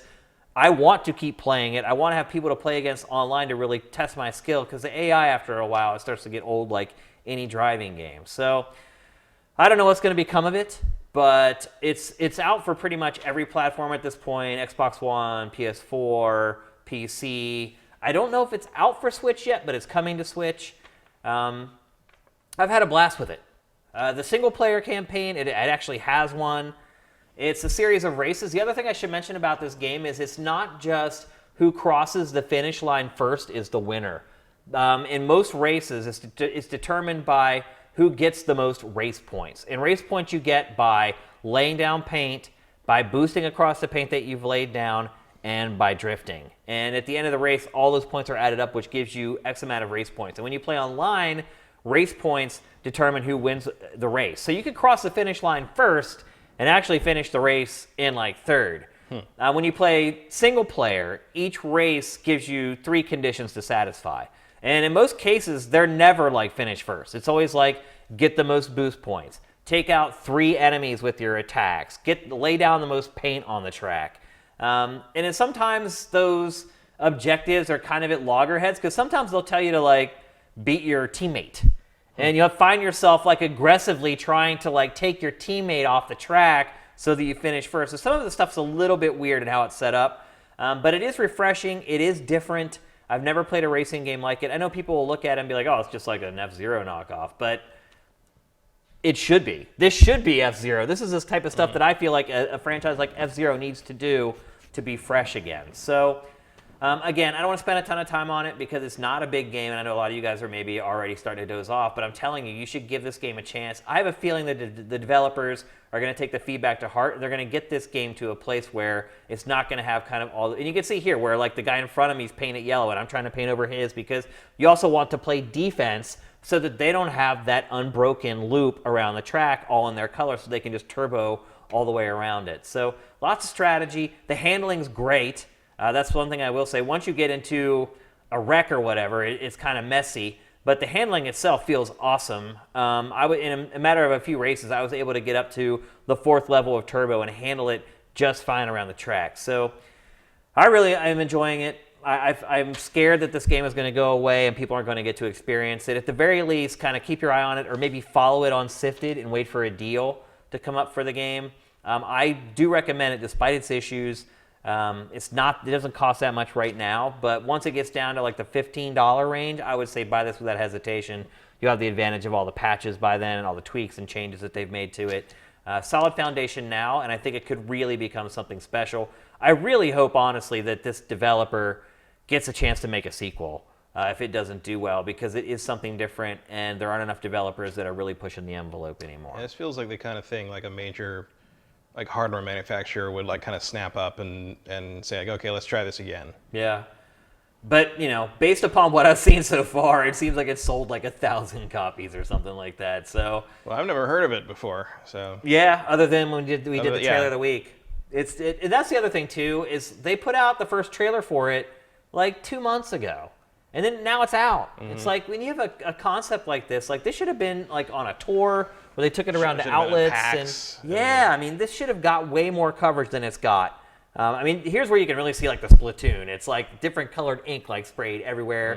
Mm-hmm. It's funny, you'll start looking just for that little strip of color for your color to try to stay on that turbo. I've never looked at racing games the way I looked at this one. Like I was talking about those gates earlier. You get in this rhythm where you go through a gate, it gives you a free runway of your color. As soon as you get to the edge of that, then you start laying down the ink. And you try to lay that ink down until you get to the next gate. And then you get the free ink. And then as soon as that drops off, you try to lay down. It's hard to explain unless you've played it. But after you've made a couple laps with it, you start to kind of get the idea of what's behind it. So, again, I'm a fan. Go buy it so I have somebody to race against all night. There's literally nobody met. I don't know if it was like a matchmaking glitch with their code, their net code or whatever, but it would just sit there. I'd like be working along. I'd keep looking over. Nope, still nobody. Controller would drop. Tap the controller, go out, come back in, let it sit, and I could never get games. And finally, PR kind of helped me out when we set up games that way. But if you're the type of person who complains about the lack of innovation in video games, and I'm one of them, I do it all the time, these are the type of games that you need to support. Because if you don't, publishers are not going to support them. And this isn't just a straight up indie game. I believe Rising Star Games is the publisher of it. So it has a publisher. It's one of the bigger indie publishers. So it's not completely solo. But I think the marketing and promotion of this game has been terrible. No one really knows about it. And I do like to kind of spotlight games like that really have caught my eye on GameFace. And maybe people will support it and go out and pick it up. So that's it. That's Trailblazers. Again, it's available for everything except for Switch. I think is coming in a month or two, something like that. But it's out for everything else right now. So let's move on. We're going to talk next about a story that dropped just today. Probably one of the more disappointing news stories of the year for me. And the rumor is, and now it's been corroborated by 3 or 4 different outlets, says, yeah, I've been hearing that too, is that Retro Studios is working on a game called Star Fox Grand Prix. And the word is it's a racing game with a story mode very much like Diddy Kong Racing. How did you not title this Zero Fox Given? Oh, you're right. I did drop the ball there. I totally dropped the ball. That's pretty good, Matt. That's pretty good. I think mine is still pretty good. No, I mean, it's accurate. But because I'll never pass up a good it's Fox also a pun. play on F-Zero. Right. Because I thought it was a play on Star Fox Zero. it is. It absolutely, it all is. But you're right. It would have been better if it had Fox in there. But still, I'm still proud of that lower third. 0 F's given. I get it. Okay, yeah. You get it? Yeah. Anyway, disappointment for me personally. We've been waiting to find out what Retro's been working on. It seems like for forever. We found out also this week that it had been working on the Switch version of Donkey Kong Country Tropical Freeze, which we had kind of thought maybe it had been farmed out. No, Retro, in fact, did handle that port to Switch, which shouldn't have been too much work. But this new project from Retro, we've been waiting to hear about what it is forever.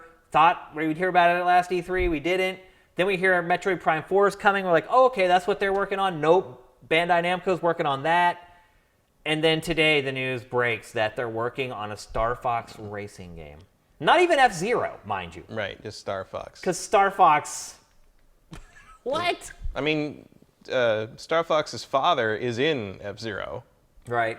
So there's a connection in there somewhere. Yeah. But like, it's every once in a while Nintendo pops up with something where I'm like, who thought this was what, it's like the Federation Force syndrome, where it's like, really? You thought that's what people were looking for. Okay. Yeah.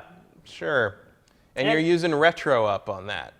Yeah. Interesting. And to be fair, I mean, if you remember, Diddy Kong Racing was a multi-discipline racing game. So you have karts, you have planes, Yeah, I mean, you had like these like... You got the R-Wing, you got the tanks, you got the walkers. Right. Presumably there would be all those things in I can't think of anything more boring than a racing game with one of the walkers from Star Fox, so to be perfectly honest with you. So I can kind of see why they're like, okay, let's make another Diddy Kong Racing. What IP kind of matches up with that? I can see where initially... And I can see where 5 or 6 suggestions in, you'd be like, I don't know, Star Fox. Yeah. But... man, what a disappointment this is to me. And look, don't get me wrong. I love Diddy Kong Racing. I absolutely adored that game. I played it. It's hard as nails. Did you think it was hard? Diddy Kong Racing has a real reputation for being one of the hardest kart racers ever made. Really? I shredded that game, like the high end campaign races, fucking impossible. Wow. So it's like people... I was not aware of that. I breezed through that game, but I was like Mario Kart 64 god back then. And I was really good at kart racers back in that. I know I never finished it. Oh, I absolutely did. Like, and then I think after you finish it... That game cheated like crazy. Well, you finish it and it mirrors, and then you can play the whole thing backwards. And I played the whole thing backwards and finished it. I'm shocked to hear that people think it was hard. I didn't think it was that hard at all. Oh, yeah. But that's one of the... If you... Like, whenever there's threads and stuff about, like, games that, like, are for kids but are, like, crazy hard, this comes up. Really? For sure. I never knew that. I had a blast with it. So I'm not pissed off that, hey, there's another Diddy Kong Racing type game coming. I just don't like the fact that it's Retro that's making it. Plus, what pedigree does Retro have with a racing game? Yeah. None. It's like, hey, let's make a kart racing game. Like, what? The way Nintendo is allocating its resources doesn't make a whole lot of sense to me sometimes. Why do you farm out the next... I mean, maybe Retro just didn't want to make another Metroid. That could be. Yeah. Which, fair enough. It's made 3 of them. And 3 great games, I might add. Maybe it wanted to move on. And maybe Retro said, we want to make a kart racer. Who knows? Yeah. I mean, kart racers aren't actually that common anymore. I mean, there's the Sonic ones that pop up now and again. There's rumors that a new one of those is coming. But, like... I mean, I can see why the idea, but this is like... You already have Mario Kart 8 Deluxe, yeah, which is sold through the roof for Switch. And then again, maybe that's kind of the idea is like, It's sold through the roof, so people will buy another one? We don't want to put up Mario Kart 9 right now, but here's another similar game. There's the twist of like space stuff and Scout walkers? Like I don't know. I don't know what to tell you. Like I don't either, man. I'm just like, what? Like, it doesn't make any sense. I mean, it's Nintendo. I assume there's I some don't kind of wanna believe wrinkle in there somewhere that makes it different. That makes it more than just what the pitch is. No, that's a good point. I mean, Like, there could they be usually something have in there something. where it's just like, oh wow, that changes everything. And if that's the case, sure. Yeah. But I mean, the elevator pitch for Splatoon doesn't get across why it works. right. Well, you it's know? like me trying to explain Trailblazers in the Right. last segment. It's like until you play it and you make a couple laps around the track and you start to understand the strategy behind it, you don't get it. Like there's that moment where you're playing Trailblazers where you're like, oh my gosh, I've never done this before. And I understood it watching it. It made sense to me. Well, again, you watched 10 laps around the track, but when you try to just explain it to somebody, it's difficult. And maybe if this game has some kind of element like that, sure, but I don't know. It just seems like a misuse of resources. I mean, I'm not saying it's going to convince me one way or the other, but usually Nintendo has there's usually a gimmick or a twist somewhere in what they're doing. It's usually not like just a straightforward. There was Star Fox Zero. True, but that had a stupid gimmick where you had to use the damn Wii U controller to The gyro to aim. Yeah. I mean, I'm not saying it's a good or a bad thing, but there's probably another thing in there about this game that we don't know yet. Yeah. And maybe that may be something good, maybe something bad, and I don't know. We'll have to wait for the Nintendo Direct, but it's not what I was hoping for. Something a little more epic adventure out of. I was hoping for a new Retro. IP, to be perfectly honest with you. Mm-hmm. I was hoping that maybe Nintendo would give them the reins to just create something new. Although that's foolish, because Nintendo generally it handles the new IP. Yeah. And it lets studios like Retro keep making games based on. I mean, existing IP. their greatest success has been taking an old IP and reinventing it. Yeah. Which might be part of the pitch for this thing. Now Although look, reinventing Metroid as a first-person adventure is a little different from. Here's one thing I would say: if it was Retro's just making a new Star Fox game, I would be all over that, all over it. If it was just a Star Fox third-person shooter action adventure where maybe they get out of the ships, I would be 1,000% behind that. But if you're telling me they're making a Star Fox themed kart racing game, that doesn't add up to me. Who better, honestly, like you said, to reboot the Star Fox franchise than Retro Studios? That would be incredible. That would have brought the house down at E3, I think, if it was announced that Retro is making a full-on Star Fox game. That would have been funny because you basically would have traded Retro and Namco's previous big projects. Oh, you're right. Because Namco made the Star Fox game. Yeah, Star Fox Assault. Assault, right? yeah, the GameCube one. It was arcade as well, I think. Yeah, it was. Yeah. But and then so now Bandai Namco takes the Metroid and they take the Star. Yeah, that Retro is takes the Star pretty Fox. odd. But I don't know. The According two to reports- franchises that Nintendo never really seems to know what to do with.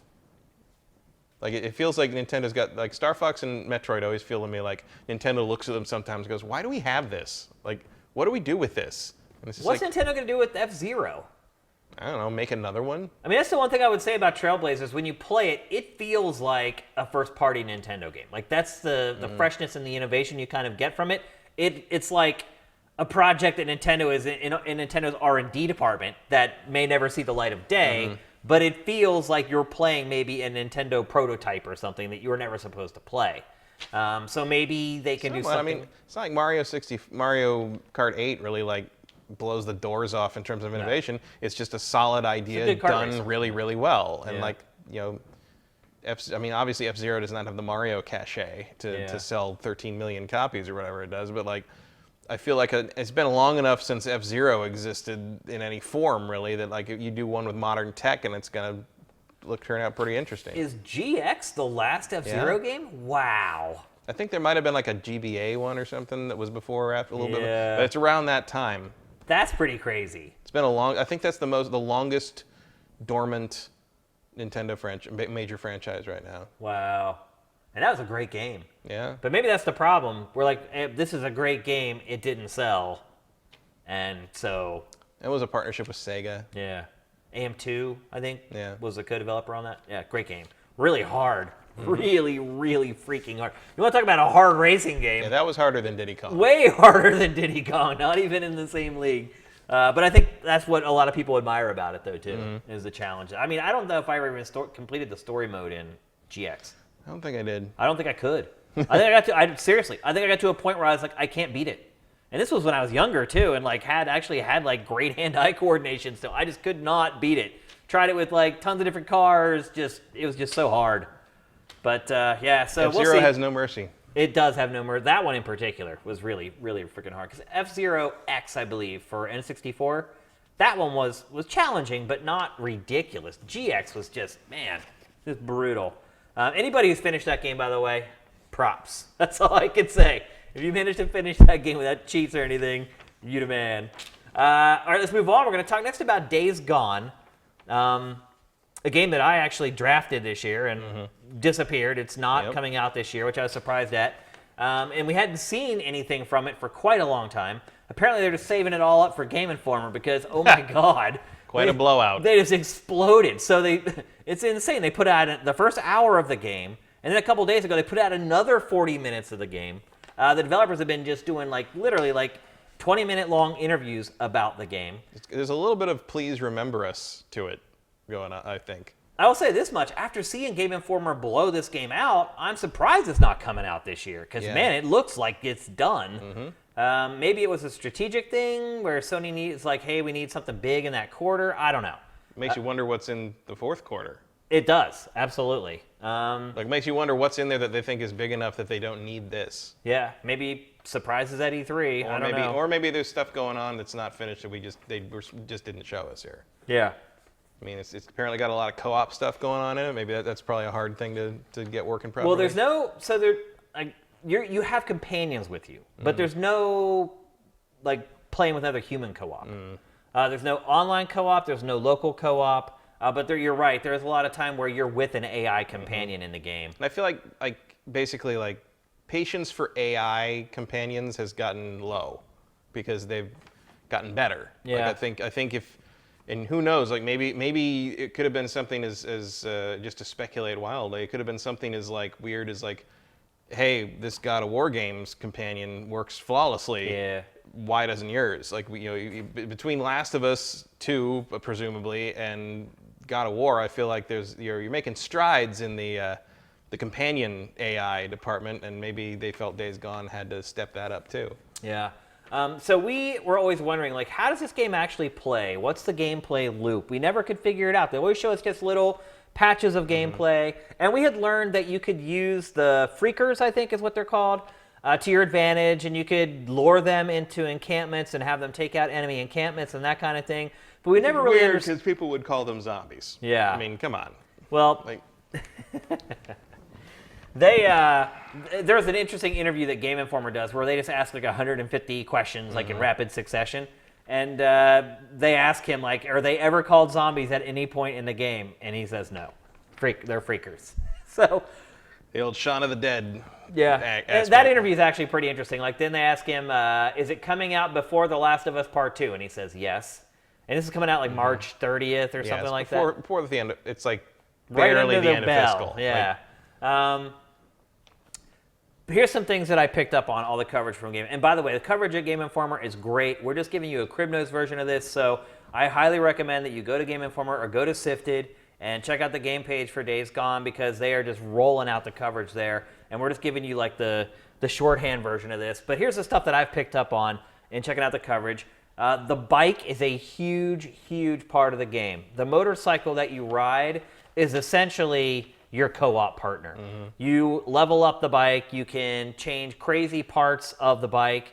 One of the instances that they talked about, one of the important upgrades, is a new muffler because the enemies can hear you coming. But as you gain points and you put those points in your muffler and upgrade your muffler, it's obviously a lot more quiet and you'll be able to sneak up on enemies and encampments a lot more easily.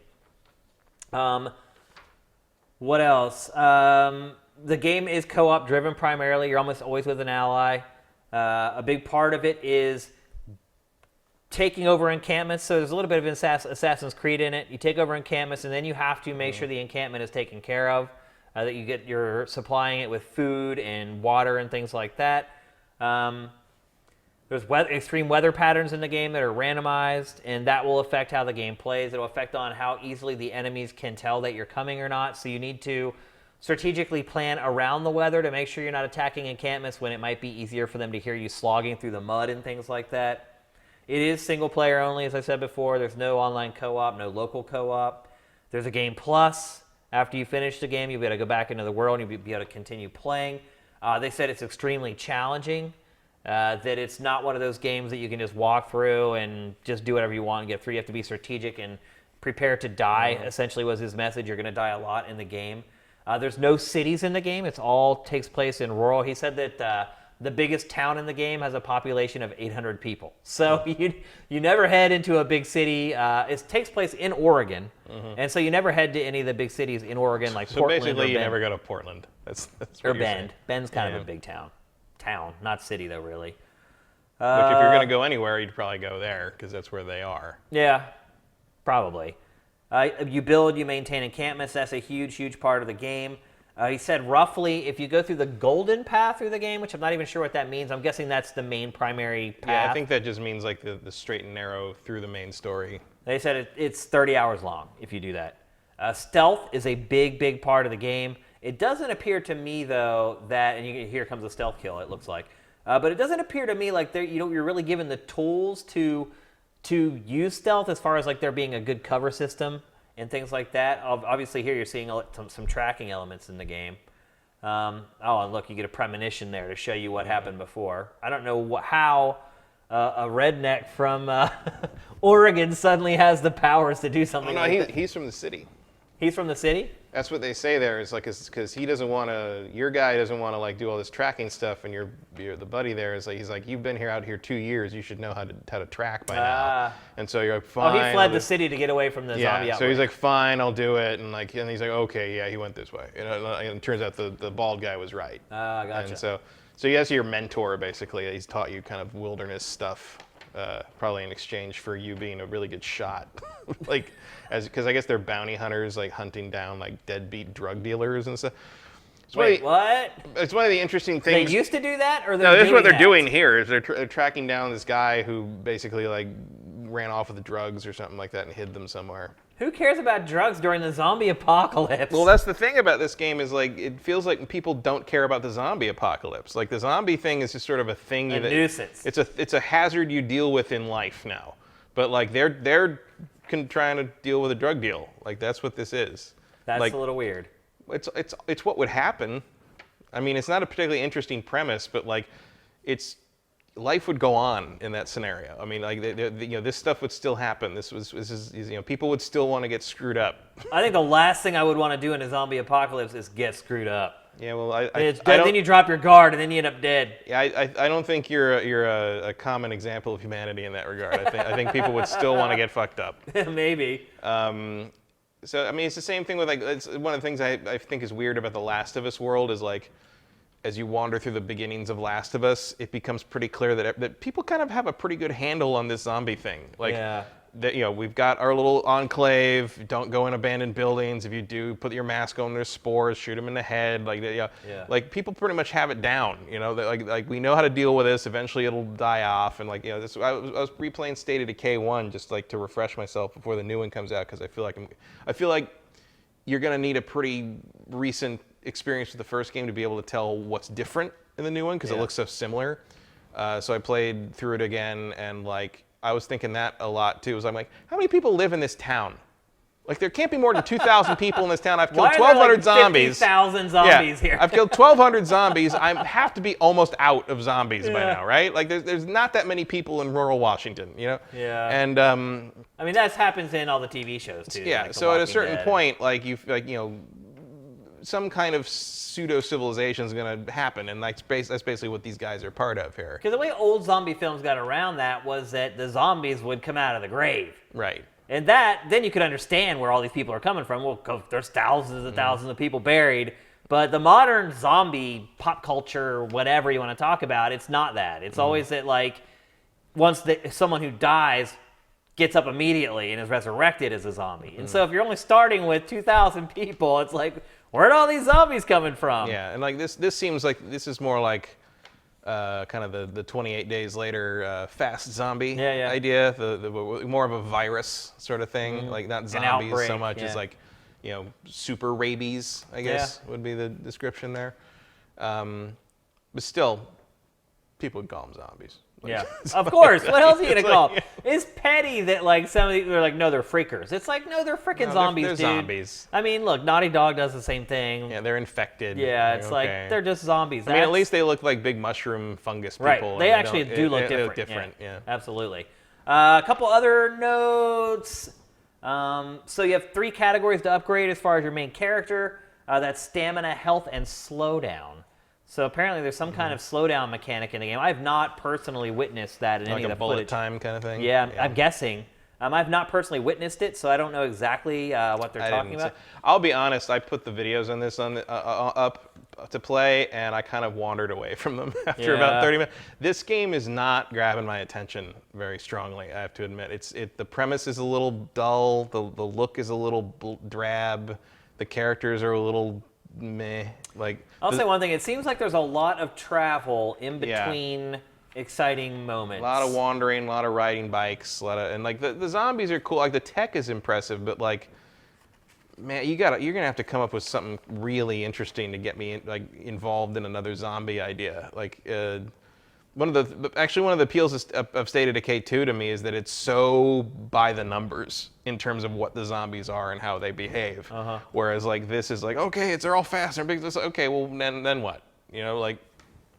Like State of Decay kind of evokes like a more primal sort of like, when I was a kid and watched zombie movies, that's what zombies are to me.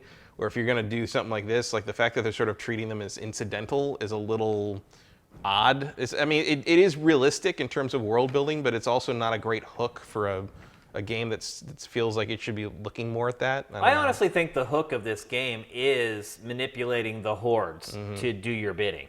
I don't know if you saw earlier, but there's the one shot where he kind of looks down in the valley and there's a wooden bridge and you see an army of the freakers going across the bridge. And I think that's a big part of what the game's going to be. Yeah, I think part of it is also using like the them as a pawn to help you make progress through the game. Well, I think part of it is also the decisions you make, where like there's a lot of decisions and choices, and like in that scene where they were like this scene where they're looking for the trail.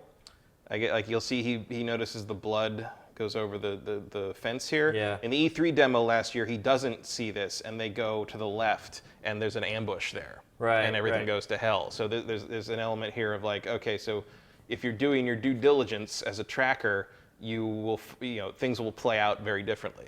And hopefully better. Yeah. So the choice does seem to be a big element of the game, which is good. There is a lot of. It seems like maybe there's replay value in that. Yeah. Or at least like the idea that like some there's a reason to pay at least. attention. Yeah. You can't just walk through it, and I guess that kind of ties in with what they're talking about with it's challenging, and you can't let your guard down, which I guess is probably key to a zombie apocalypse game. Seems realistic, if there's such a thing as being realistic with zombies. Technically, it will run in 4K, but checkerboard. Frames per second, whether you're playing 1080p or 4K, 30 frames per second pegged. No, they're not even trying to hit 60. He said in the E3 demo that everyone's seen a million times that there were 500 freakers in that, and that there are moments in the game where there are more than that, which is pretty impressive to me. If they can really keep it pegged at 30, I'll be impressed with that. I'm okay with that. I don't need 60 frames per second for a game like this. I'll take the increased zombie output with 30 frames per second versus having half the number of zombies at 60 frames per second. Yeah, it'd be nice to have it run well, but it's hard to do that with a big open If it's game pegged, like if this. it's pegged at 30, like I'm okay. As long as it's not dipping down below 30 or slowing down, I'm cool with that. What do you think about the overall look of the game? I think it's a little drab. Yeah. I mean, I guess that's what the Pacific Northwest looks like. Yeah. I mean, I know that's what They live there. They should know. But right? it's just trees and mud. Trees, mud, and denim is not really. Certainly a lot of trees, mud, and denim. That sounds like the name of a country western album. Or the first DLC pack for this. Definitely lots of repetitive textures. It makes it a little easier to build a game like this when all the environments pretty much look the same. I'm excited for this game. I would say I'm more excited for it now than I was before. After I certainly feel like I have a better handle on what it is. I don't know if I care. I mean, it's kind yet. of it's really a lot like Assassin's Creed set in a zombie apocalypse. You kind of have these encampments. There's towers that you have to climb. Yeah, there's a fog of war that you have to slowly some erode Assassin's away. Creed are like a little bit Far Cry, I guess. Yeah. Taking out the encampments. Yeah. Kind of thing reminds me of that. I mean, it's cool. I mean, part of it is like I'm just so over the zombie thing. And there's the whole loot system and crafting and all that kind of stuff. But I as do well. like the encampment kind of maintenance thing. I like the base building and stuff. Like that's cool. We'll see. It'll kind of depend what else is coming out in that time frame. If I'm really like jumping on board, if I can't wait to play something that's actually big and ambitious, or if like March has a bunch of good stuff in it next year, this might get backburnered for me. I'm guessing probably there won't be too many games more worth playing in March of 2019 than this one. We'll see. You never know what Q1 holds. Are you surprised that it's not a big focus for Sony at E3?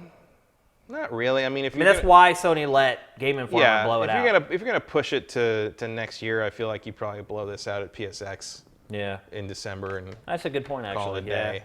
Yeah. Maybe a cool new reveal or trailer or something at the Game Awards. That's a big audience as well. Might not be big enough for the Game Awards. That's true. Now, all the media that's been put out for it now. I mean, once you give up 2 hours of gameplay to an outlet, you've kind of screwed the pooch working with other outlets a little bit. Mm-hmm. If you want something big in return, like once you've given out an hour of game, 2 hours of gameplay. That's when you say like, okay, Jeff, you want this thing that no one's seen yet? You got to run some Days Gone. Yeah, because I mean, back when I worked at Game Trailers and we literally had an exclusive almost every single day. That's what we measured it by. We're like, okay, well, how much is out there already? Mm-hmm. So therefore, how much interest remains in this game? And people come to you and be like, hey, I have a new trailer for this game, and it's like the 10th trailer, and they just gave IGN like 20 minutes of gameplay, and they're like, can you get it in Game Trailers TV with Jeff Keighley on Spike? And I'm like, no, man. Like, are you kidding me, dude? It's like the 10th trailer for the game, and you just gave someone else like an hour of gameplay. So I think it might be a tough sell with Jeff for that event, but PSX certainly be a good opportunity, because a lot of people will never even see this Game Informer coverage. As far as hitting the more commercial, widespread audience in the PlayStation 4. And it comes out right in, you could probably, I mean, football season ends before that, but you could run some ads, like, get a Super Bowl ad in there if you want to really spend the money. Yeah, I could see that, definitely. So I am personally more excited for this game after Game Informer's coverage. What about you? I'm not over the moon over it. Nothing's hooking me on this game so far. Yeah. It's weird. And I feel like I should be. There's very little unique about it. I mean, it's kind of a mashup of all like the most successful games from the last. I feel like I should be more interested than I am, but I'm just not. Yeah. Maybe part of that is just I don't quite necessarily trust isn't the right word, but like the studio's pedigree doesn't really set me on fire. It doesn't really have one. Yeah. I mean, SOCOM, some experience with SOCOM. They ask them a lot about that in their coverage too. Uncharted Golden Abyss for Vita. Which I didn't find particularly enthralling. Yeah, I thought it was okay. I mean, it was a launch game. I mean, obviously, there's more to this. There's more meat on this bone. Yeah, absolutely. But like, I don't know. There's other stuff I'm more interested in first, but so much of that is coming out before this that maybe it doesn't matter. Yep. I have a feeling that by March of next year, you'll be a lot more excited for this game than you are right now.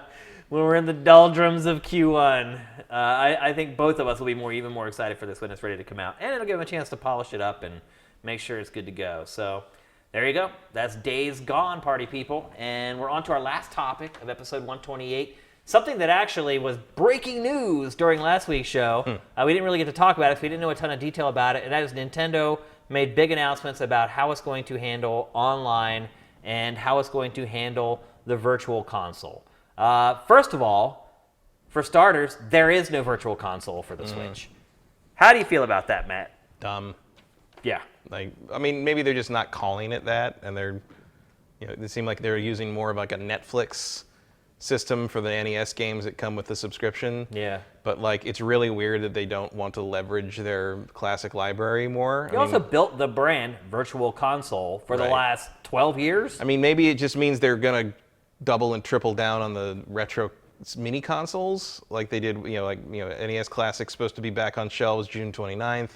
Super Nintendo Classic sold very well. That makes no sense, though, because the NES Classic, to me, makes Nintendo's program, which, by the way, they're going to have 20 NES games available, and they're going to be able to play them online. All of which you probably have 3 times over. And you just bought the NES Classic that has pretty much all the same games on it. I just don't understand what the redundancy. I get that there are a lot of young kids out there who didn't play these games when they came out, but that's why you just sold the NES Classic for. I mean, the draw on the Switch is that they all have online features, and you can play together, play competitively on all that stuff, or whatever. And I guess the portability aspect of it, because the NES Classic obviously can't. I mean, you could make that portable, but it would be silly. Yeah. But it holds very little allure for me. I'm just over the NES thing at this point. Me too. I played the NES games more in the last 5 years than I did when it was out. Nice. And at this point, it's like, hey, give me some Super Nintendo, throw me a Game Boy Advance bone or something, anything, or just start collecting series, start doing a Zelda series collection or a. Yeah. I'm more interested in kind of getting all the games in a series together, or moving on to GameCube stuff maybe. There's a lot of GameCube stuff that is sort of in the forgotten bin that or even stuff like the GameCube version of Fire Emblem that no one can afford anymore because it's $300 on the secondary market. Let people have a chance to play that for a reasonable price. I just feel like they're not leveraging their back catalog properly, especially considering how sparse their first-party output is turning out to be schedule-wise after their first year. There are a lot of N64 games even that first and third party that really have not received much attention at all. I mean, you think back to some of the smaller games like Space Station Silicon Valley. That game came out, didn't sell very well, disappeared. Well, the problem with that is you'd have to patch it. Yeah. Because there's a bug in it that won't let you finish it. Right. But it's and that's DMA. So I wonder if you have to deal with Rockstar for that. Absolutely, you'd have to. But Rockstar wouldn't mind making some cash off of something like that. Rockstar wouldn't even return their phone call. They wouldn't care. And then there's a Mystical Ninja gaming that came out for N64. There's a bunch of little gems for that library that have never really seen the light of day since.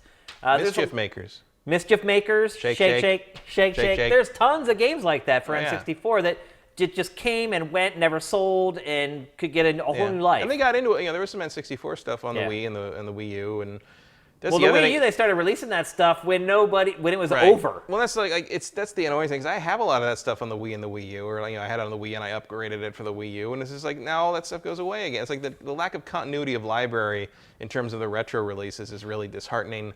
And I understand you kind of want to start small, you're launching a new service, it's subscription based, there's a lot of new stuff, a lot of new information, there's a lot of new things that you have to suddenly expose to the public, and there's you got stress tests and stuff. So it makes some sense to we're just going to put out 20 NES games. This is really basic stuff. We know how this works. Beginning. But they're so non-committal and so seemingly unenthused about the idea of supporting this idea or furthering the virtual console idea. That it's I don't blame all the people I've seen online who are very nervous about this. You want to know what bothers me the most? And this isn't just even with Nintendo, but it seems to be with everything in 2018, is that the long-term customer is always the one that gets screwed. It's I've been a Nintendo fan my entire life. I don't want to buy this crap again. I have paid Nintendo how many times for these NES games? And every time it's over and over again. They're oh, you gotta, and then the price is the same or it goes up with every iteration of it. It's I get that you want to keep offering them because there are new people being born every day who are going to become Nintendo fans and want to play those old games. But man, if I bought that already on the Wii or on the Wii U, I should not have to buy it again. Well, you're not buying it again. You're paying a subscription fee for online stuff, and you're getting this in addition. It's to total bullshit. It's and will they just keep adding to it, or will it always be a rotation of 20 games? Will it be who knows? But it's not even just Nintendo. It's DirecTV does this too. It's every year the NFL. I've been a DirecTV subscriber for 13 years straight. Never dropped. Been there all this time. Every year the NFL season rolls around, Sunday ticket, they give it away to somebody who's never given them a penny. And then I call them bro, I've been a customer for 13 years. Why am I not getting this free? They're that's the offer is for new customers. It's screw you. There's no reward for being a loyal customer or fan anymore. They give all the incentives to the people to get them on board, and then once you're on board, they don't give a crap about it. I'm this is just another example of it. It's There's no reason why they can't look at your account, your My Nintendo account from the Wii and the Wii U. I was able to transfer a lot of stuff from my Wii to my Wii U. I remember that weird process of them like coming down that like runway to go into your Wii U or whatever. Like, why can't we do that again? There's no reason why it can't happen. Well, the bigger concern for me is that they've locked cloud saves behind the subscription. Yeah, Sam, bring up the graphic of all the Nintendo Online stuff. And the other, PlayStation Plus does the same thing. Cloud backup is behind a paywall. See, I was not aware of that. But that is not the only way to back saves up on the PlayStation 4. You can just stick a USB flash drive in the thing and copy your saves that way. There's no other way to back up your saves on the Switch than to pay for this service and back them up on the cloud. Yep. Which is nonsense. It's insane, dude. I feel like they're holding save data cloud backup as like ransom to get people to pay the $20. I think a lot of people feel that way. Because if you look at it, I certainly will pay $20 a year to not lose my Zelda save. Absolutely. It's like, especially on Nintendo platforms, it is a minority of people who play the games online. Which is why Nintendo, is a big reason why Nintendo has drug its feet with actually creating a legitimate modern online environment, because it looks at the data and it's like, our customers don't play online. Why would we spend tons of money in R&D and building infrastructure when most of our customers aren't even going to use it? So what sells Nintendo online? It's Smash Brothers? Well, by all accounts, as of right now, it looks like Smash Brothers is just going to be the same damn game that came out on Wii U with maybe a couple characters and some brushed up graphics. It's like, to me, the selling point of everything Nintendo has announced so far is backing up your saves. That's crazy, dude. That's crazy that in 2018, that is the selling point that's going to convince me to give Nintendo $20. Now, here's the thing. It is $20. And so it's hard to take into account, okay, well, I give $60 a year to Sony. I give $60 a year to Microsoft. Nintendo's asking me for $20. It's hard to kind of calibrate your expectations and say, okay, well, I give them X dollars, Nintendo wants Y. Is it worth the $20? But the bottom line is, it is a third of the cost. But I do want to play my Switch games online.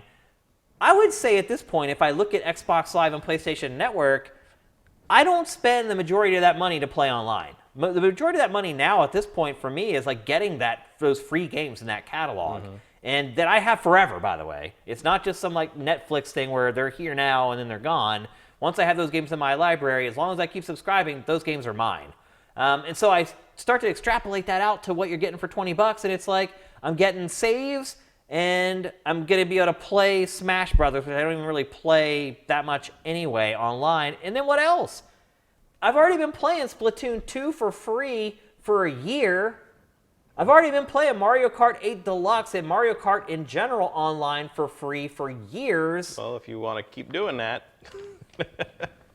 I mean, it's less than $1 a month. I'll probably pay that just to have the cloud save back right, up. Like, that's what I'm saying. Like, that's really what the value is, and it's insane that we're assigning any value to that. But if there was there's value to it because they don't let you back it up any other way. Right, that's what I'm saying. Yeah, which every other console does. Right, that's why I'm saying Nintendo is holding the online save backup hostage to get you to spend that $20. And that, to me, it's probably going to work. It's good, absolutely. I'm going to pay it. You're going to pay it. Everyone's probably going to pay it. And will I play online more than I do now because I spent the $20? No, I won't. Will I play Smash Brothers online? Probably not. After the first week? No, I won't.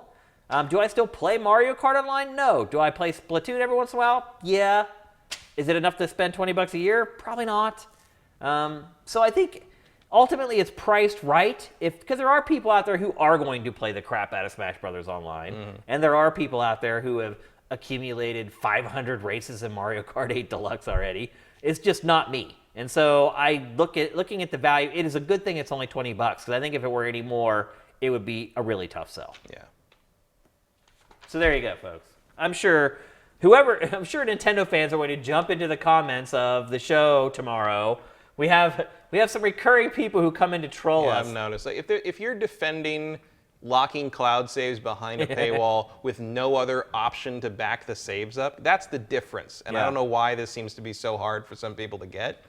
It's not that they're locking cloud saves behind a paywall. Everyone's been doing that. Yeah. Sony did that. I don't even want cloud saves. I hate cloud saves. But they haven't provided a way to back your saves up on anything else. Yep. on the SD card or anything like that, Yep, and or a that's thumb ridiculous. Drive. It is, absolutely. There's USB ports on that thing. There's no reason why. And the reason why is because they won't get $20 from people like you and I. But they've also been like very, very cavalier about how they treat people. People get their Switches back from repair with their saves gone. Yeah. Like, that's not a minor thing. It's not a minor thing, but I don't think that that's on purpose. Because, No, but because I set my Switch in and I got mine back with my saves. Right, but there should be a way to figure that out. And also, if there was a way to back those saves up normally, be a problem. that wouldn't be an issue. It wouldn't be a problem. You know, So Nintendo protects. It feels like it is not a difficult thing to put in place, and they just won't do it. Seems that way. So that's it. I don't think we're going to learn anymore. I think that's pretty much the final information until it launches. I think also the date that they gave pretty much tells you when Smash Brothers is coming out. Mm-hmm. That's a good thing to put out as incentive. That's It's true. it's always weird or bad to get something for free for a long time and then have someone tell you that, hey, now you have to pay for it. Yeah, I mean, it doesn't bother me that much, especially at the low price. The thing that bothers me is they're holding the save backup option hostage behind the paywall. Yeah. And I wouldn't care about that if there was a way to just transfer saves to an SD card or a flash drive or something, but there isn't. Which they're absolutely The only way to safeguard any of your saves, if you don't want to lose the 100 hours you spent on Zelda or how long you spent getting all 999 moons in Odyssey, is to fork over your $20 a year. Yep. That's it. So, Forever. All right, it's time for our trailer of the week. It was a great week of trailers. In fact, I almost thought about swapping out the one we're going to show you for Rage, but then I knew we were going to discuss Rage, so we eliminated that one. There is a first-person shooter that was unveiled this week that is surprisingly digging. A lot of times we get trailers in, and when we write the blurb for the trailer, I'll write, check this out. I recommend that you check this out. And sometimes people do, sometimes people don't, but almost always it never resonates outside of SIFTD. This is a game that did. This is a game where I watched the trailer and I was like, this is something different. This is something cool. You guys should watch this. The Sifters did. And then over the next few days, I started seeing it building a buzz across the internet.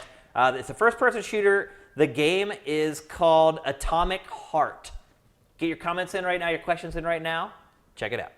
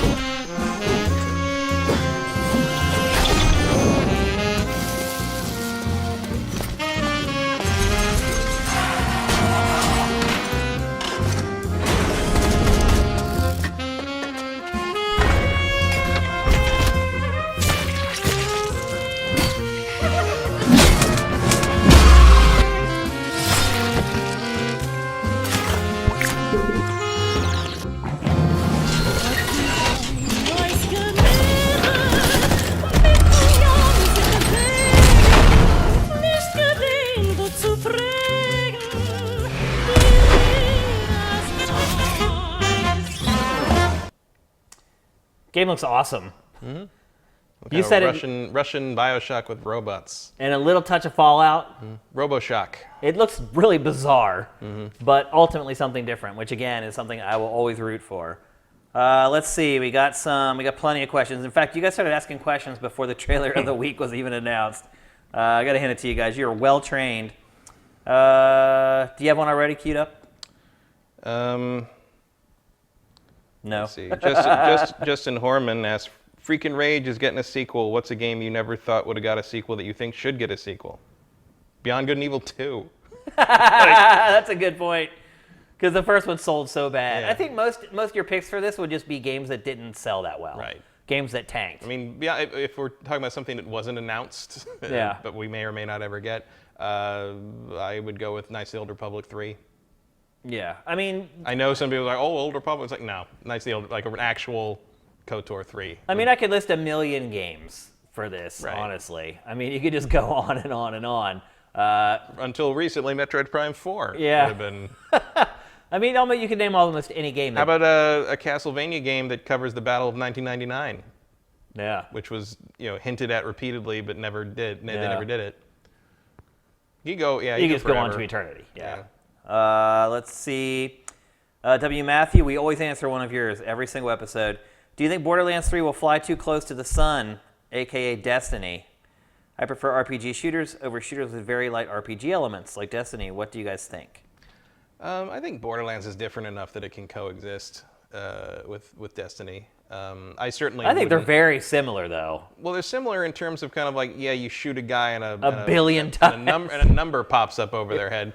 But I think the experience of Borderlands is singular, just in terms of the setting, the look, the humor. Like it's different. And man, I can name you 10 times as many characters I remember from Borderlands I can from Destiny, and I've probably spent more time playing The Destiny Borderlands games. universe is vastly superior. Yeah. I mean, I will say that. And I've played Destiny more than I've played Borderlands. Mm-hmm. But you're absolutely right. The characters, the world, the universe, everything about it, far more memorable than Destiny. And I sure as hell have never been disappointed by an expansion pack for Borderlands the way I have by Destiny's. Touché. Except for the Taken King. Taken King was good. Let's see. Damp Towel Man. Welcome, man. I've never seen you in our chat before. I hope you guys you're enjoying the show. Do you think games like Mario Kart 8 and Splatoon 2 will lose most of their player base because of the new online paywall for Switch? Great question. Mm-hmm. Absolutely. Yeah? Do you think parents are going to pay $20 for their 8-year-old kid to play Splatoon online? I don't know what the demographics of the online play is for that. I'd say it loses a significant chunk. Yeah. But I think it'll be noticeable. yeah, it'd be noticeable. I don't know if it'd be most of them, but a lot. I think close to half. Maybe. I think at first, and then maybe over time, the younger kids eventually convince their parent. Maybe for Christmas they get the subscription or whatever. I think initially you're really going to see a difference, but I think over time it'll build back up. Yeah, it's possible. Great question though. Welcome to the show, man. Veritas, screwing the customer because of hacks is BS. We all agree with that. Yeah. Well, also like part of one of the recent hacks for the Switch was like basically it's like a jumper cable you can use to basically. I'm not totally clear on the exact details, but basically it's a jumper cable you stick in one of the little slots on the side, and it like restarts the Switch completely somehow, and it uses it triggers a vulnerability in the Tegra X1 chip that then lets you put any kind of firmware on it you want. Like it completely opens the hardware up completely. Yeah. Wow. So I saw some instructions on how to do that. There were people like somebody had put the SNES Classic on the Switch using that method. And when Nintendo sees that, There's no way to fix it. It's a hardware thing. which is why we have to pay money for. Yeah, but that back up our doesn't saves. stop that. It doesn't No, it doesn't. change anything. Nintendo just gets paranoid. You're just Anytime Nintendo feels like it's not in control, it freaks out. You're just penalizing like legitimate customers that aren't doing that to their systems. Because how many people are going to do that? I mean, I could probably do that, but I'm not going to like. God, what if that is it? Like, we won't let you back your saves up because that way you can't like safeguard against frying your Switch by doing that. And if the only way to back them up is through a subscription cloud service that you can get banned by if we detect that you've been messing with your Switch, you're stuck. Exactly. Man, that's nasty. That's dirty. It's the Nintendo difference, man. Yeah, the Nintendo difference is that it's like dealing with a mob. SJ Swanland, how much would you want a Prince of Persia reboot over another Assassin's Creed? And if you do, what would you want it to be like? I would love something like the new God of War game in the Prince of Persia universe. I wouldn't. I prefer Assassin's Creed. I thought the last Prince of Persia was not very good. And I know there's a one lot was of that? people out there. It was like the the 2008 cell-shaded one. Yeah, yeah. one. And there's a lot of people out there that praise that game. I think if you go back and play that game, it's not a very good game. The Sands of Time, where you had like the time manipulation I and really stuff like like Sands that. of Time, but then the next two just drop the ball constantly. I don't know what happened with that franchise at Ubisoft, but I think what happened ultimately, though, is He that... smoldered with generic rage. That's what happened. I think what really happened is that Prince of Persia became redundant because of Assassin's Creed. A lot of the same elements, the same tone, were just kind of taken over and done better in Assassin's Creed, and Assassin's Creed became far more popular and far more lucrative for Ubisoft, and I just prefer figured, like, why? I prefer the historical, like, verisimilitude and hopping around that Assassin's Creed can do. Yeah. Over just... Prince of Persia is just kind of stuck in that era, Yeah. in that setting, and Assassin's Creed gives them more latitude to do anything. Now, so. if you wanted to, like, do, like, a Middle Eastern Assassin's Creed one day, in which one of the pieces of Eden was a dagger that could reverse time, and this prince guy has it. Absolutely. Like, I could be like into a cameo type like thing. if he's yeah. like somebody you know in the game. Yeah, and it like, makes sense. I could within the get context. behind like bringing Prince of Persia into continuity with Assassin's Creed, but I don't know if it's Prince of Persia. I think that might be a dead franchise.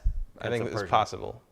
But watch, Ubisoft, new Prince of Persia. Well, and it's probably not a coincidence. Like the Revelations was made, Assassin's Creed Revelations was made by a team who had their Prince of Persia game canceled out from under them and said, okay, now you're making Assassin's Creed. Yeah. So now part of that may have been sense. Part of that may have been more about the popularity of Assassin's Creed at the time versus whether the Prince of Persia game was any good. But clearly, they feel like Assassin's Creed has filled that same niche. Hell, maybe you get the Prince of Persia and For Honor at some point.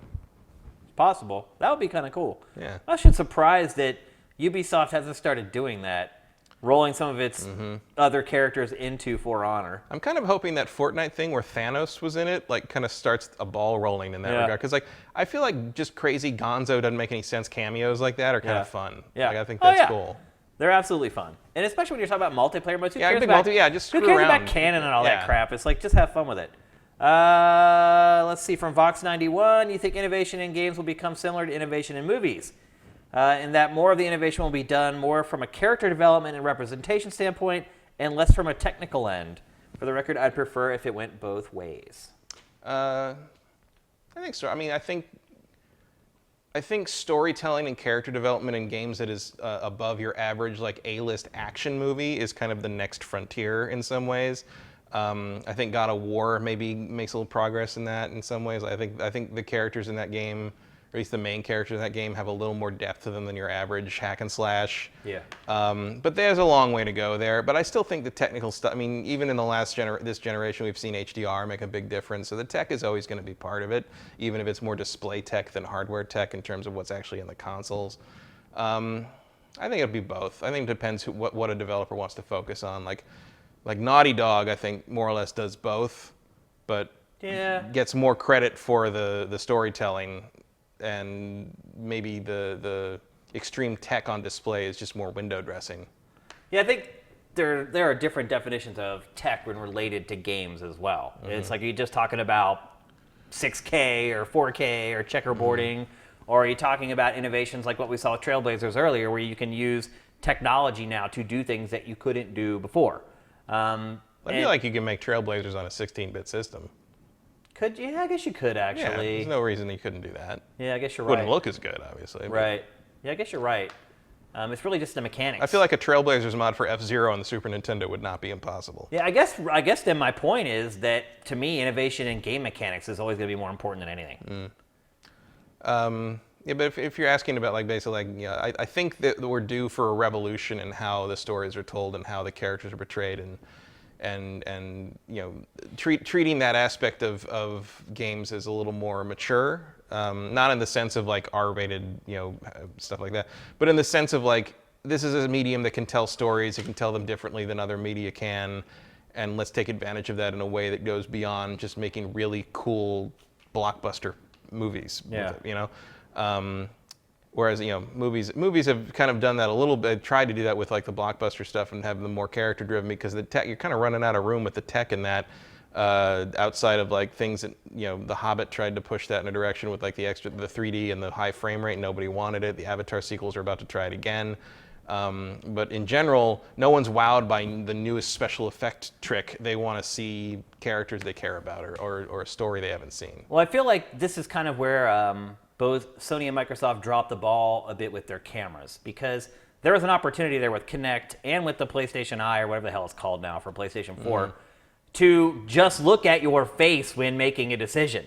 So present something on the screen and present a question, and then look at your face and say, your face is saying yes, your face is saying no, and then just boom. that's your decision. Well, I have to think that was kind of also part of the thinking behind the vitality sensor that never surfaced from Nintendo. Yeah. Was like, keeping track of your reactions while you're playing and adjusting the experience accordingly. Right. That could be your next wave of innovation if you can get people to buy another peripheral, but that's kind of a big if. Because I do feel like with the way technology is right now and the way game design is right now, I feel like storytelling-wise, you'd have to do something disruptive like that to really change it. At least in the Other than just having better writers writing higher quality at least in the stories. AAA space, I feel like you've got. I mean, I think Night in the Woods tells a more nuanced and grown-up story than something like God of War does. Yeah. Because it's just that's what it is. That's what it's about. What it's for, and the people that are making that game had something to say. You see that also in something like What Remains of Edith Finch, and that kind of thing, or that some of the early Telltale games in particular clearly had a higher aspirations in that regard. In the case of the first Walking Dead season, it actually paid off because they won Game of the Year off of it. Absolutely. So I think you're kind of waiting for the next great leap forward in that space, and I'm not sure where it's going to come from, but I think it's coming. I think we're going to see the next way to kind of tell a story that we didn't expect. I'm excited for that. I think you've seen flashes of it. I think Night in the Woods did a little bit of that. I think Undertale had a little bit of that to it. You can see it bubbling under the surface, and someone's going to nail it. And I don't know what that's going to be, but I'm kind of excited for it because I'm a story guy. All right, let's take a couple more.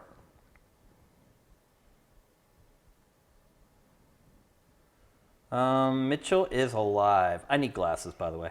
Been addicted to God of War since release, and I vowed to platinum. What was the last game you played that you felt compelled to 100%? Any games you wish you had?